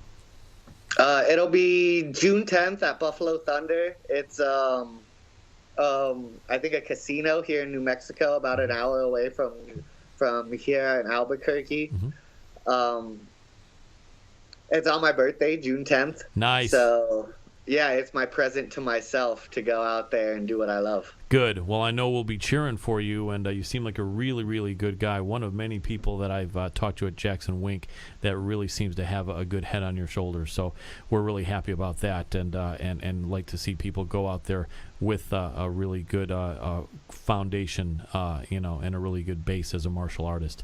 So that's really cool. Well, I want to get on to a segment that our fans love where we have the pros pick upcoming big fights. Before I do, though, was there anything you wanted to shout out? Anything about yourself or any of your teammates you want to shout out with big fights coming up, or anything you just want to shout out about, what you really like about Jackson's MMA or any of the people there? Yeah, I just want to, of course, thank the viewers, thank the listeners, thank you, Colin. I appreciate the opportunity. I love Jackson's. I love Jackson's the way I love a beautiful woman. Nice. Like, when I'm not there, I miss it, and I'm thinking about what's going on at Jackson's. Yep. And it's the best gym in the world. The staff is amazing. The coaches are amazing. The team is amazing. I also train out of Gracie Baja, New Mexico. Right. And my professors are amazing there. I have so much support behind me.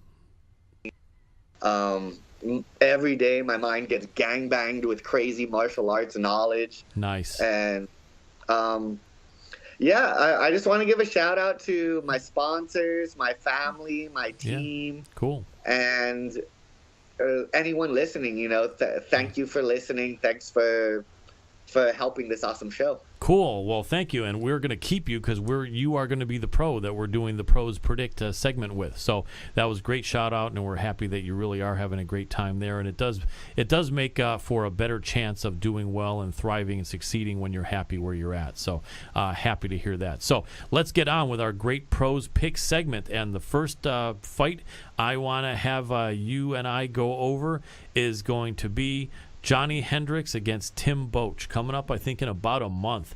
Give us your thoughts on that matchup in both guys. Yeah, man, it's an exciting match. They're both good wrestlers. Hands. I'm going to pick Hendricks on this one, just because he's a Texas guy. Definitely.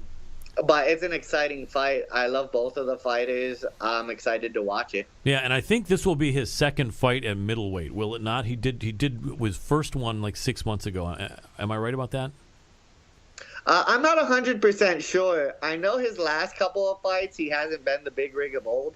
So I'm hoping he makes like a triumphant debut and gets back to his winning ways. Right, I think so. And I think he won his last one, and it was his first at middleweight. You know what it was? He beat Hector Lombard at middleweight, and he looked pretty good. Here, he's definitely going to be the smaller man, you would think, although he does walk around pretty heavy, so the weight might not be that much difference. I mean, obviously, Tim Boetsch is maybe 3 inches taller than Johnny, but do you think Tim is going to have a lot of weight on him, or do you think the weight is going to be pretty similar at middleweight? Man, the Barbarian is a big guy. Yeah, he might be a little bit bigger than in this matchup, huh? But, the whole thing about martial arts is the techniques of a smaller guy defeating a larger opponent, so it really doesn't matter in my opinion. I agree, and I think Jimmy has a good chance there, Johnny rather, and I think I'm going to go for that too. I think it could be really tough, could go either way, but I think I got Hendricks in that one. Next up, let's go for a couple other big boys. How about Matt Mitrione against Fedor Emelianenko? That's an exciting fight. I know a lot of people are really, really anxious for that, and I think we're only a couple weeks away from that in Bellator, that big Bellator 180 card.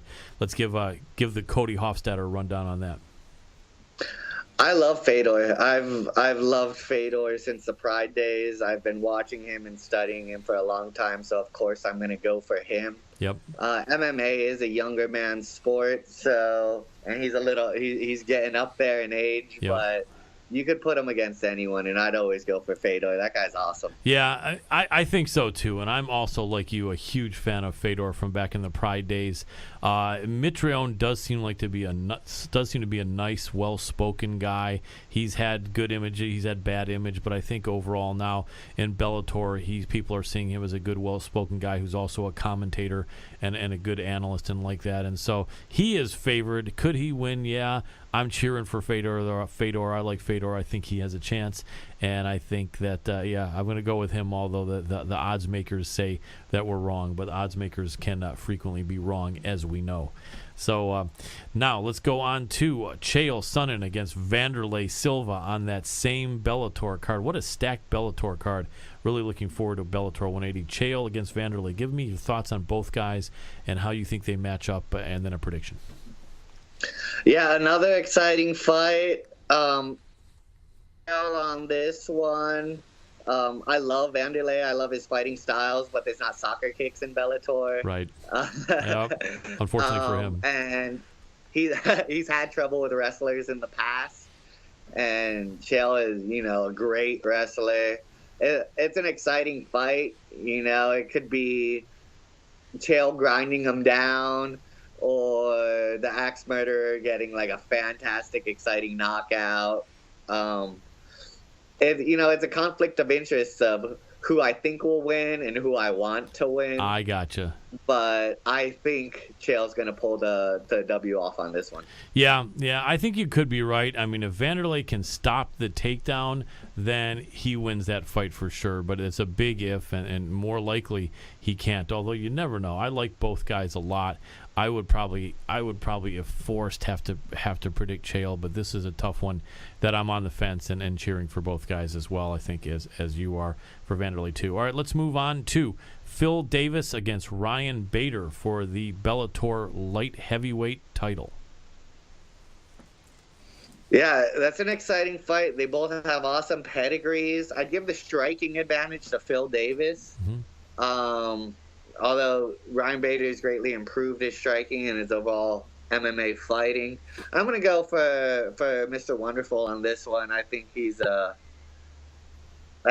to pull it out. He's lanky, man. Yeah, he is, and he's just a better, let's say better. He's a better submission guy. They're both like all-world wrestlers, although I think Phil is the more decorated wrestler. But yeah, it's going to be a really, really good fight. Bader may have the better power with one punch, but I think Phil is just coming into his own. And I do pick Mr. Wonderful Phil Davis to win and retain his Bellator light heavyweight title as well. A couple more. How about the one I was going to ask you about, I didn't realize will have already been in the past, and so we'll skip that one, and then let's go on to Jose Aldo Jr. against Max Holloway. How exciting is that matchup? And that's 145 right in your division. Give us a good breakdown on that with some detail. I love both fighters. They're both amazing fighters. That's going to be a barn burner. Man, Holloway has a lot of momentum. He's a young, hungry guy. Aldo completely outclasses people. But I'm going for Holloway on this one. Yeah, he won his last fight in a pretty fantastic. Aldo won his last fight in a fantastic manner. But man, like I said, it's a young guy's sport, and it's tough to go up against those like hungry young guys, and he's been killing it lately. Holloway's really risen to the occasion with all of his opponents. He really has, and I think he's got all of the islands in Hawaii behind him, and a lot of momentum, and a really, really tough guy. So I think so too, and I could easily be wrong on that one. Aldo is amazing, and he still has something to prove in his mind, although he's already a legend and should be a Hall of Famer in most of our eyes. But yeah, I think Max can win this, but it's not going to be easy. They're both going to be pretty bruised and battered, in my opinion, after this fight. I'm sure you'd agree. Yeah, the fans are going to be the real Yep. winners of that fight, I'm sure. Absolutely so. I would agree, my friend. Let's then go to the final matchup, and let's see what you think about the Super Samoan Mark Hunt against Derek the Black Beast Lewis in a heavyweight UFC match. Man, that's a tough one. I'm a huge Mark Hunt fan. Yep. He's awesome. I've liked him for years. I really like his attitude. But once again, I'm going to have to go for the Texas boy, Derek Lewis, another hungry up-and-comer. And he's been he's been manhandling people in that cage. He's a lot of people I know who train with him and know him well are saying he's the next big thing in the heavyweight division, and I'm gonna have to agree with him. Mark Hunt always has that one punch power though, so hopefully Derek is aware and working on his defense. Yeah, absolutely, and that's what I think as well. I think just on paper and based on recent performance, Derek Lewis is just on a great track and should win that fight. Hunt, though, is so experienced, and I think this one will really show Derek Lewis's fight IQ, which has been improving nearly every fight he's in. But if he can be smart and fight smart and use his reach and possibly even get it to the ground, and then I think he'll be fine. But if he wants to just stand an exchange, Hunt's knowledge of distance is really good, and I think even at his age of 42 now, maybe, or 41, he's a tough guy and a true badass in the heavyweight division. And if Lewis is not careful, he could be on the wrong end of another highlight reel walk away knockout for the Super Samoan. I'm gonna say against that though and go for Lewis, but as I'm sure you'll agree, he's got to not make a mistake against Mark Hunt. Yeah. It seems like great minds think alike on this one. Yep, absolutely. That would be us, and we definitely, I think, have our finger on the pulse of that big heavyweight matchup, and it should be an exciting one for sure.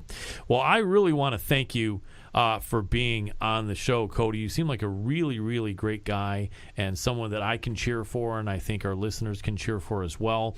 We'll definitely be following your career, and we will definitely be interested in having you on sometime soon after that next fight. We'll stay in touch and definitely keep your good focus. Really do like a guy who considers himself a martial artist first and foremost, because that's what I am. If someone considers himself just a fighter or a wrestler, that's all good too, but I like a guy who says I'm a martial artist, and that's a big part of what our show is about. So I'm behind you. MMA Power Hour is supporting you, Cody, and we just want to thank you so much for joining us on the show.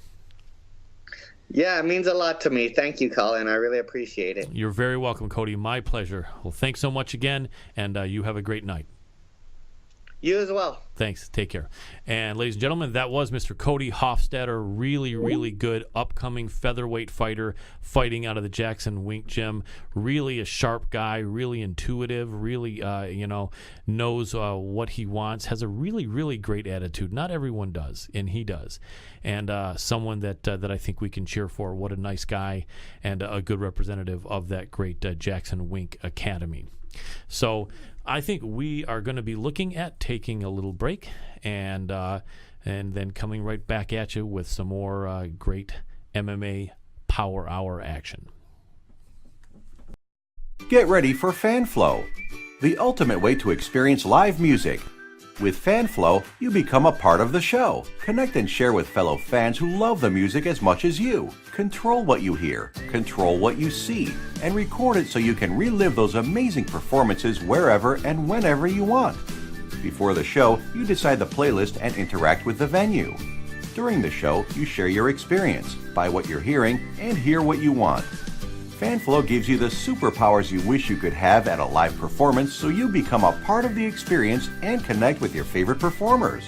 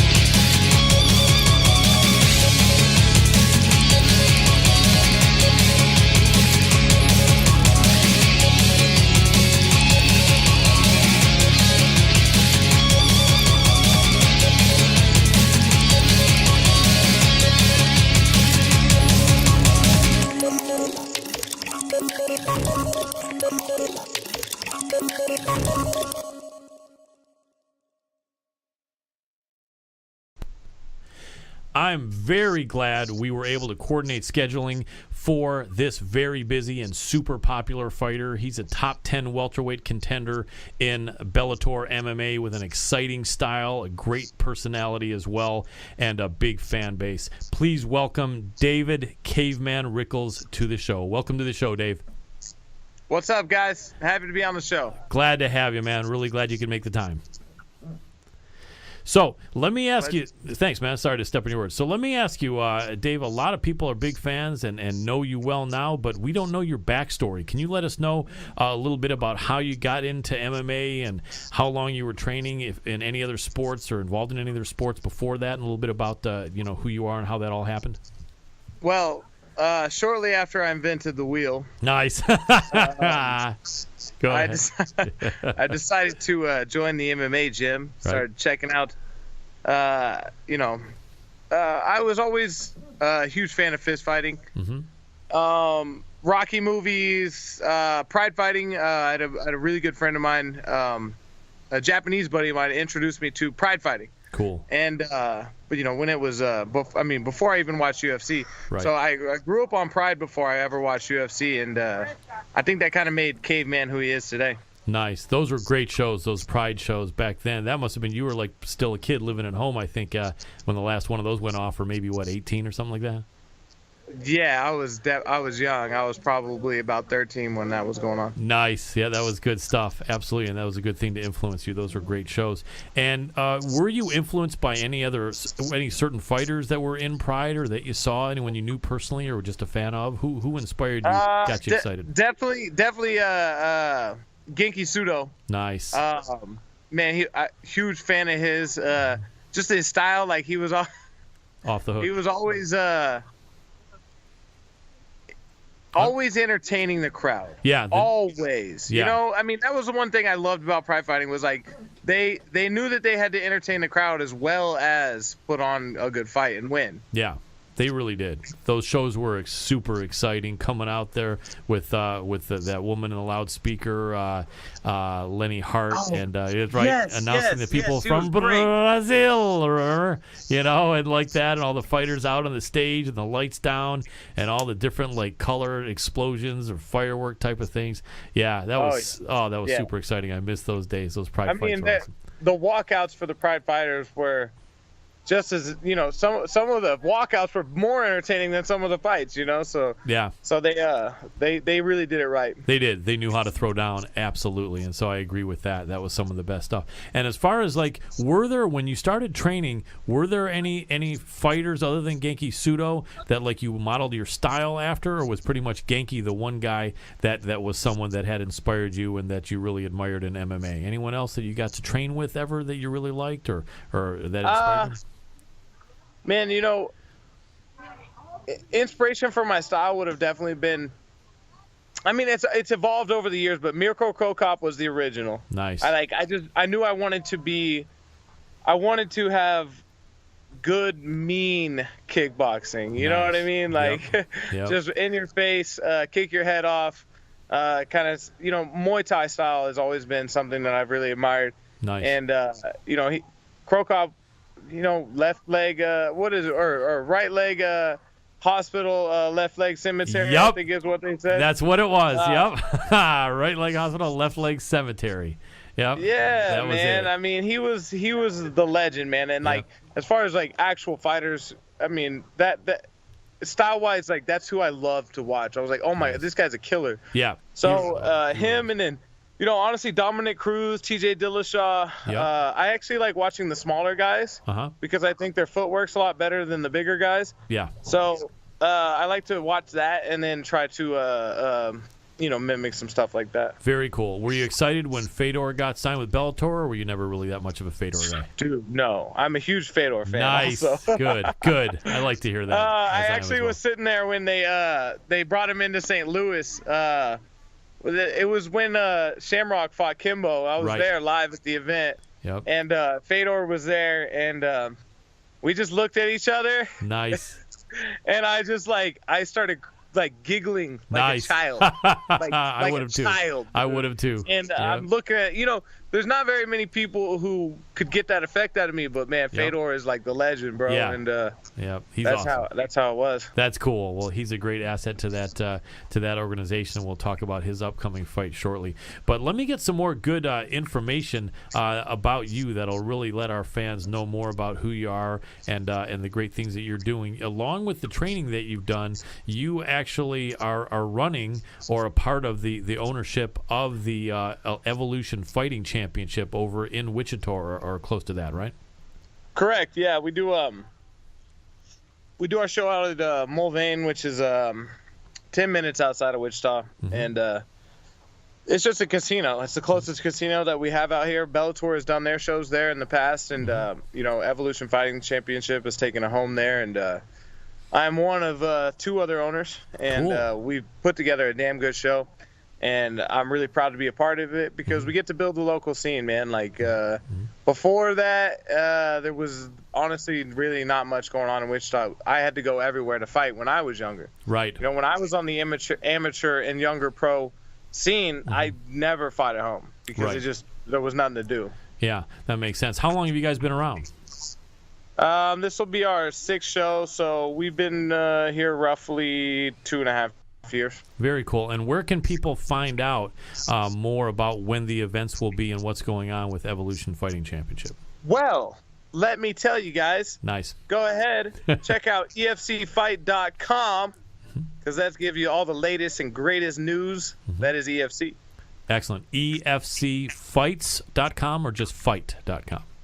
Fight. EFCfight.com. Excellent. Check that out, and you'll get to see some really, really great upcoming talent. Some schmuck had EFCfights.com, and he wanted to sell it to us, and I said no. Yeah, no need. He said, we're just going to do fight. I like we that. don't care. We don't need you. I like that. Exactly. That's exactly perfect. You don't need someone else to try to jump in on your action, try to squeeze money out of you when you're trying to give it to the fighters. Dude, it's okay. We'll be good. Don't worry. I like it. I'm with you 100%. 100% of that. Well, that's cool. There's some great action there going on, and EFC Evolution Fighting Championship, and I really think that your insight for the younger and upcoming fighters is probably invaluable. I always like to see when an active fighter or someone who's had a lot of experience is involved in an organization, because I think they know you're not going to screw the fighters over there. You're not going to mistreat them. You're not going to, try to disrespect them. And I think it's the opposite as far as what the fighters get if they go and fight for you. Am I right? That's honestly something that I pride myself in and why we created Evolution Fighting. We really wanted to see a great and above good. We wanted not a good home. We wanted a great home. And Victory Fighting Championship, which is on Fight Pass, is out there in another big Midwest show. And he's also my manager. Ryan Stoddard's my manager. So I've been out to all his shows, and I've been to Bellator, I've been to UFC. We wanted to mimic those things as best we can. We want to mimic those things with the budget that we have as best we can. We want to treat people good.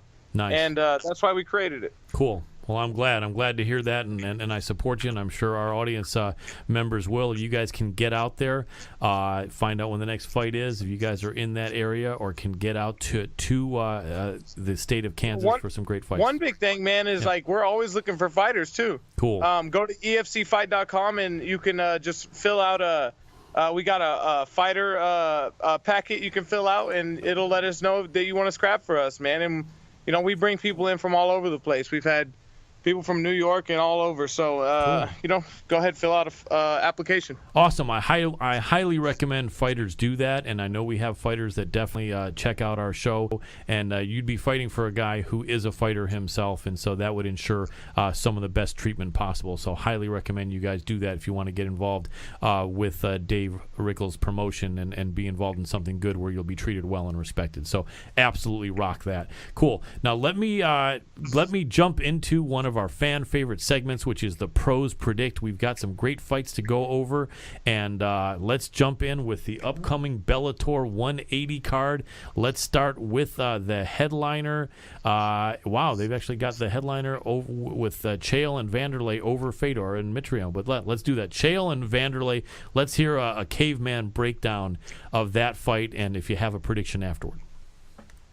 So that fight is over, Fedor's? You know, it's funny. I don't know why. Maybe I'm wrong, but I think I saw on a website somewhere that it is. That'd be kind of weird. Wait, I don't know. Maybe it wouldn't. But yeah, I think they have that as the main. Yeah, it is blasphemy to not make Fedor the main, right? How dare they do that? Straight disrespect. It is. But let's start out with that one. I mean, man, those are all legends in the game, obviously, right? Absolutely. But I definitely would have thought Fedor was going to be the headline. But Chael versus Wanderlei, God bless, man.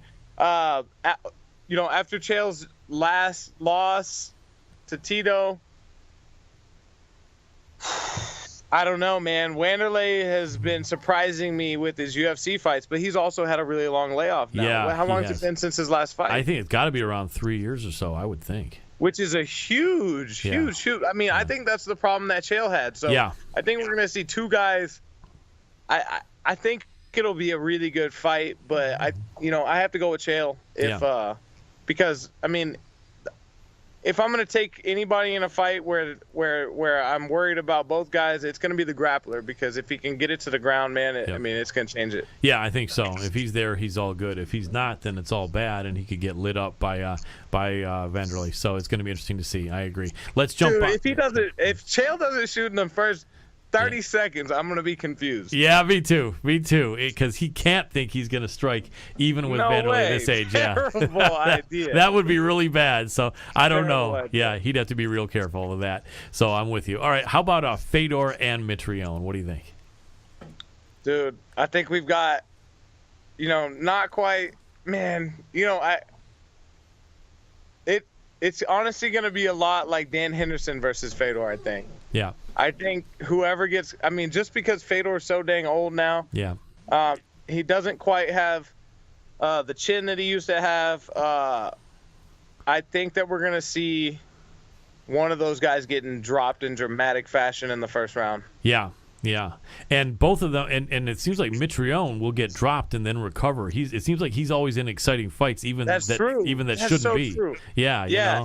I didn't take that into account either, and I just think that you're going to see, if Fedor gets dropped, I'm gonna be hurting, man. Yeah, me too. I think a lot of us are, and I think mentally. When Dan Henderson dropped him, and who was it? Who else he lost to? And he lost to he got submitted by Strikeforce. In Strikeforce he lost by submission to what do you call Bigfoot Silva? Yeah, well, the Bigfoot Silva, they had to stop the fight, and then he lost by submission to the former UFC champ, who I don't even know why I'm not remembering his name. No, it's terrible. Man, but yeah, we just had some rough times with Fedor, and it's hurt my soul every time I've seen it. Yeah.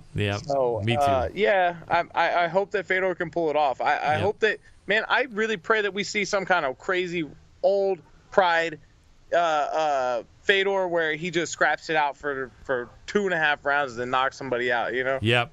I'd love to see that, and I know he's going to try. He really is, because I think he loved to kind of. I mean, the last thing that always goes is power.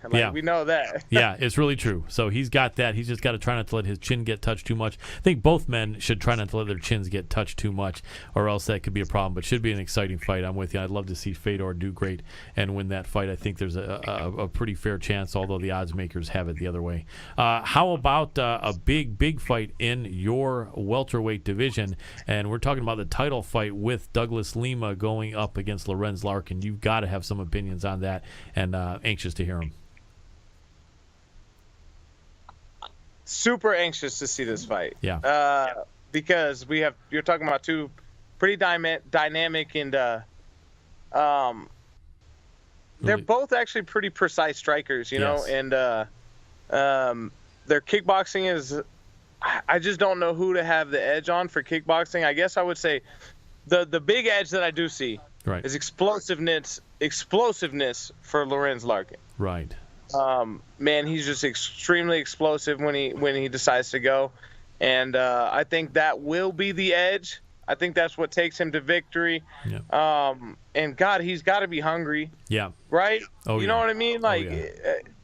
He's banking everything on him leaving the UFC to here, Yeah. So he's going to be super hungry going into this fight. But, vice versa, same thing for Lima. Like, hey, he's over there saying, "Not my house, bro." Right. That's what I'm thinking. So right. I really believe that is a lot closer of a fight than people want to realize. I think it was like, kind of similar to which it ended up not being a close fight, but Ben Henderson versus the other 170 Koreshkov. Striker. Yeah, Koreshkov, right? Koreshkov. Yeah. Yes, man. Like Koreshkov owned him. Yeah. Koreshkov, he owned Ben Henderson. So, Yep. I think that was a big Surprise. light bulb in a lot of people's eyes. So I think we might see the same thing with Lima. Yeah, you could be right, and either it's either that it's going to go all one way or it's going to be one of the best fights in a long time. It could just be. You're right. Yeah. It could just be back and forth. Yeah, that's what I think we're all hoping for. You know what I mean? So that could be really I interesting. think that's always what I'm hoping for. Yeah, you know? absolutely. You Like, being fight fan I don't yourself. ever want to see somebody just get washed. No. Like, that's not fun. No, it I isn't. mean, I want to see two guys just the battle of wills. Yeah. Like, who wants it more, Absolutely, and I think that's what us true fight fans really want to see. And I know some people are impressed with someone getting smoked real quick, but I never like that. And it's good to know that we're birds of a feather there. It's not fun, and so It's cool to watch in, like, highlight clips. right. That's about it. Yep, Yeah. I'm with you, man. So that should be exciting. All right, we got a couple more here with the time we have left with you, and so let's jump on them. How about Phil Davis and Ryan Bader for Phil Davis's Bellator light heavyweight title? Phil Davis, light work. Yeah, wow, interesting. Should be no problem. You Dude, think? for Phil? honestly, I hate to say it. I don't know why I think that, but, like, I've just been around Phil Davis, like, being in Bellator lately, and, man, I just the way that he handled Liam McGeary when he beat him for the Liam title. McGeary, the way he handled him Yeah. was so impressive. Yeah. Definitely. And Bader's been off for how long? Maybe a year and a half, a little while, which still adds up, right? Right. A year and a half is still a really long time. It is. And Phil's got some pride coming into his in my house. opinion, I think Phil Davis, I don't know. I just don't think it'll be that hard of a fight for him. But I could be wrong, of course. It's a fight game. Yeah, absolutely so. I got Phil in that one as well, and it could be a really tight fight. They both have great wrestling. Striking power may go to Bader, but diverse striking style and movement may go to Phil. He's awkwardness. Awkwardness to Phil. And with that jiu-jitsu that he has, he's got some tricky jiu-jitsu, if you remember. His positioning was... That dude, the way he positioned himself on Liam McGeary and not allowed himself to strike. Yep. He wasn't throwing big bombs, Yep. but he allowed himself in a position to where he could strike and still hit and stay active. Yep. But not give him any movement. Like, he was stuck so many times. Oh yeah. Dominant. No, Phil is coming into his own. I think he's just on point in everything, and I think this is a good time. He may be at his peak. He's got to be maybe in his early 30s or something like that? That's what I think, too. I really do. Yeah, I think he's at a peak point for light heavyweight for sure. Cool. All right, we're down with that. We'll Phil, and then we have two more. How about we'll actually save the biggest one for last. So how about second to last? What's your opinion on over the UFC, the big boys, the Super Samoan Mark Hunt against the Black Beast Derek Lewis? I think one guy is way funnier than the other one. Which would be Derek Lewis, right? Yeah. Lewis, man, that dude's hilarious. And he is. Man, God bless. Yeah. Yo, how old is that dude? How old is I he? think Hunt is like He's young. 41. Hunt's 41. Lewis is young. Lewis has got to be like 31, That's what 30. I mean. Hunt or Lewis is super young. Yeah, he's got to be like 10 years younger. I don't think it's a good matchup for Mark Hunt. Yeah, it's tough. It's almost like he's gonna have to pull something out because they're feeding him. Like, they're trying to make this guy a superstar, right? Right, Lewis. In my head, that's what I'm thinking. Yeah. They're trying to make this guy Lewis a superstar, so they're like, oh, who has a great name that we can give to who's, not going to do so great. Yeah. But dude, never count on Mark Hunt. No. If he can lay a hand on him, then that could be it. He touches, dude, that's the great thing about heavyweights, too. Yep. Dude, I would never bet on a heavyweight fight. Like, No. It's just silly because anything can happen. Exactly, one punch. It's almost like their heads, their chins and jaws are no stronger than us guys that weigh 170, 180, but their punches are a lot stronger when they weigh 250 and 270. Yeah, very, very true. That's going to be exciting. I think also Lewis probably takes that, but you never know, and you can't count Mark Hunt out of anything. Yeah. So let's go on to the main event. And not the main event, but this is probably one of the most exciting of the predictions I'm asking you about, and will be a main event on a UFC card in about a month. We are talking about Jose Aldo Jr. against Max Holloway. What do you think? Breakdown on that one. I'd really love to see the return of Jose Aldo. Yeah. And by that I mean, the dynamic striker that I fell in love with when he was in WEC. Yep. It makes you wonder how he is after the Conor McGregor knockout. Yeah, where his head's at. Right. So, dude. He's got no easy fight with Max Holloway. I'll tell you that right now. No. Hey, dude, there's not. There's certain people. There are certain fighters in the game that I respect, but I respect them because you can literally throw them in there with anyone, and they will make it a fight. Yeah. And that's a Max Holloway. That's the kind of, he's fighting you from everywhere and anywhere that he can, and he's trying to throw hands the entire time.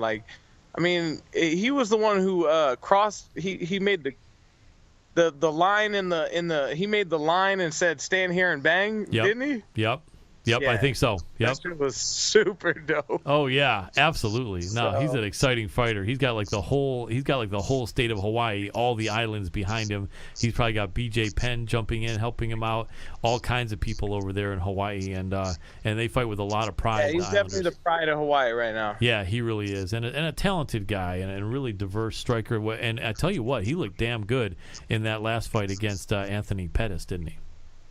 Oh yeah. Oh my God. Yeah, man. He's a truth. He's a truth. Yeah, he absolutely is. That's going to be a great fight. But yeah, Aldo could come. Is that one easy enough for you to make a prediction on, or that one's so tough you just on the fence on that one? If you want me to, who I want to win is Jose Aldo. Right. Who I think is going to win is going to be Max Holloway. Yeah, I hear what you're saying, and that's sometimes I'd love to see Jose Aldo really start to put together his kicks again. Yeah, like the low kicks. Yeah, he seems to man. I was talking about this with a friend of mine yesterday. Mm-hmm. Jose Aldo, he was like, man, why doesn't he kick people anymore? And I was sitting there thinking, he doesn't really. No, he changed the way he kicked quite a bit, and I'd like to see him bring those kicks back into play. Yeah, me too. Like he did years ago against Uriah Faber, where he just chopped his legs to smithereens. Yeah. Yeah, I'd like to see that too. It makes you almost wonder if he somehow has some sort of leg or hip injury or something like that. Not that he's super old, but he's 35 or something, I think. Right. And it makes you wonder. There's a lot of things. Yeah, you never know what it could be, but hopefully I'd like to see him retain some glory too, because sometimes it's almost once you realize, sometimes for me it seems like once a fighter realizes that weapon is super important, he thinks everyone's trying to defend it. Yeah, so he doesn't even bother to do it. You understand what I mean? I don't know if you understand what I mean. I do. And that kind of I had 4 triangles in a row for Bellator. Right.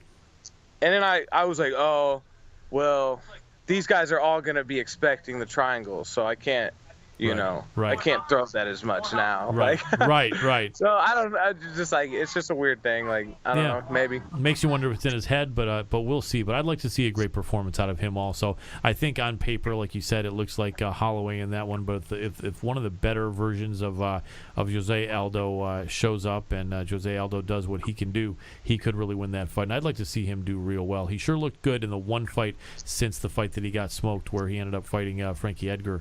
And so if that's a sign, then I think we definitely will see something. Agreed. A lot of pride. Agreed. I think we'll see a good Jose Aldo. He's still fairly young, isn't he? I think so.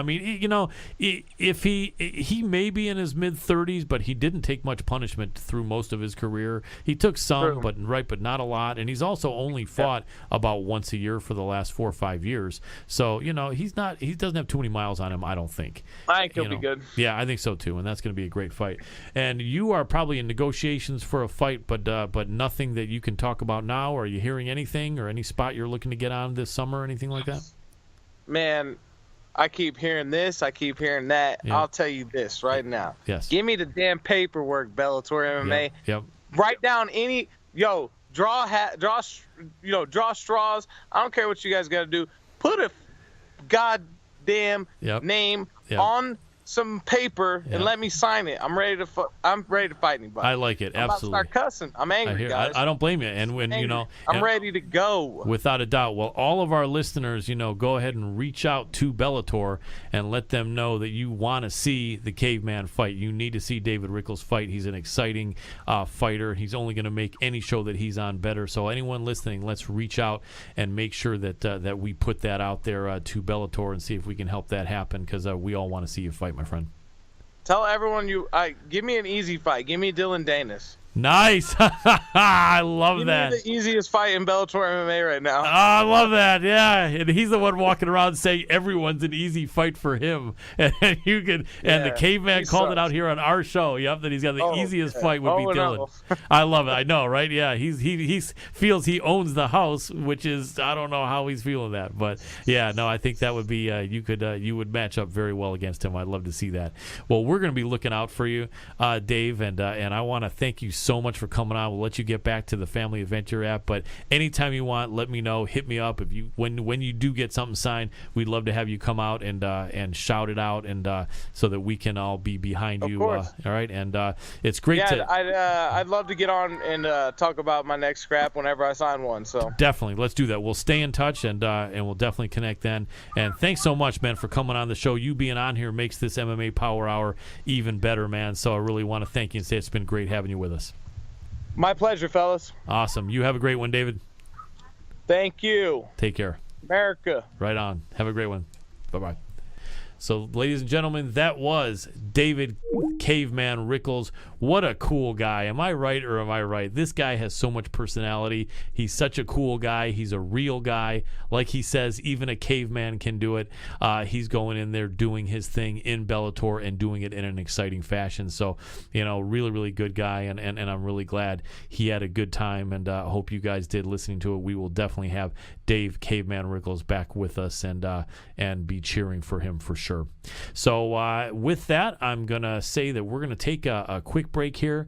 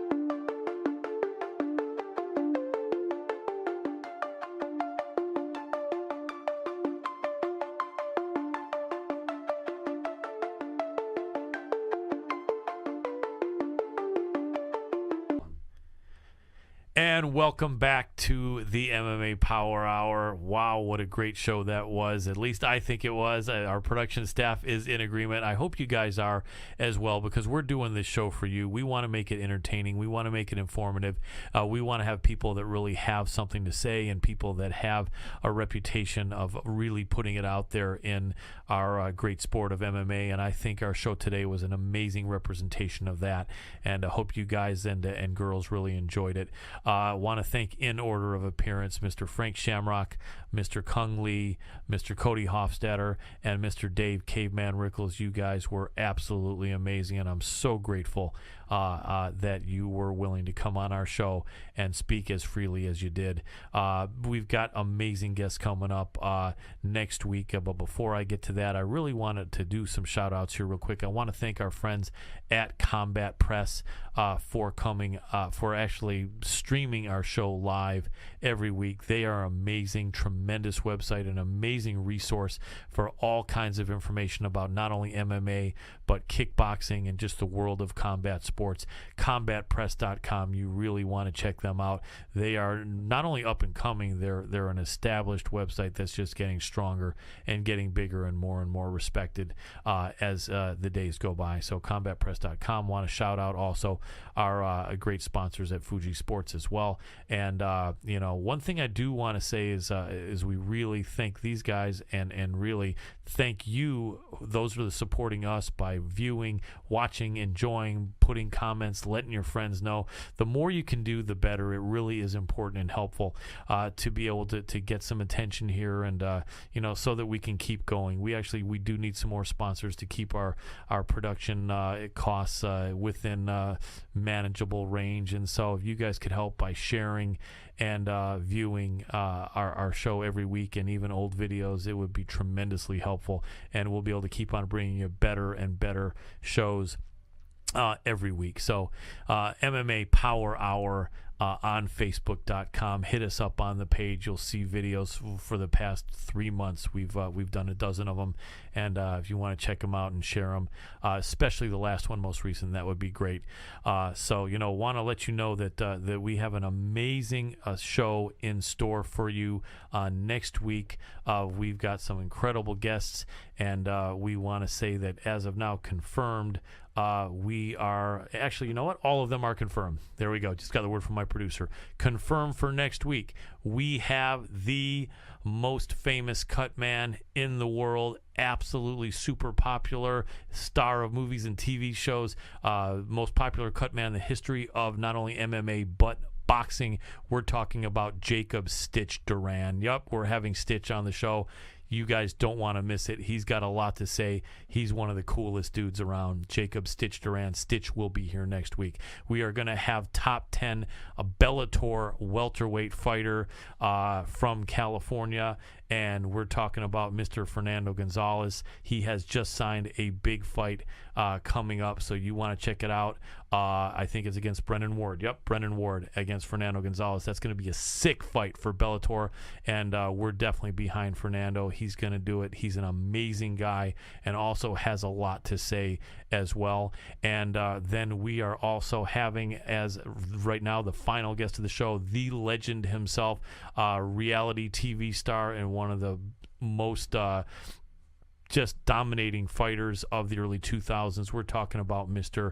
Antonio McKee. We're having Antonio McKee here, and he will be talking, and you guys who know him know that he has a lot to say. It's all on point, it's all significant, and it's with a lot of energy and style that he presents absolutely everything that he talks about. So it's just going to be another amazing MMA Power Hour. Stitch Duran, Fernando Gonzalez, Antonio McKee. You guys got to be here. If it weren't for you, we don't have anything. So you guys mean everything to us. Come back next week, and we will look forward to seeing you with a great show. So with that, I want to say the clock on the wall is telling me it's time to wrap it up. And, I really want to sincerely say from my heart, as I always do, be careful out there. It's scary. It can be dangerous. You need to really be careful and look out for yourself and be safe in that way. And then as far as looking out for people, your loved ones and your friends, do that. Double up on your efforts to look out for your friends and your loved ones. Include your neighbors and your coworkers even. Just kind of, spread the love and the concern and the compassion. If we can all do that more for each other, imagine what a beautiful place this would be. So be that guy, be that girl, spread the love. I know we will, and we'll all be on the same page. This has been the MMA Power Hour, and I am Colin Crandall, and I'm tapping out.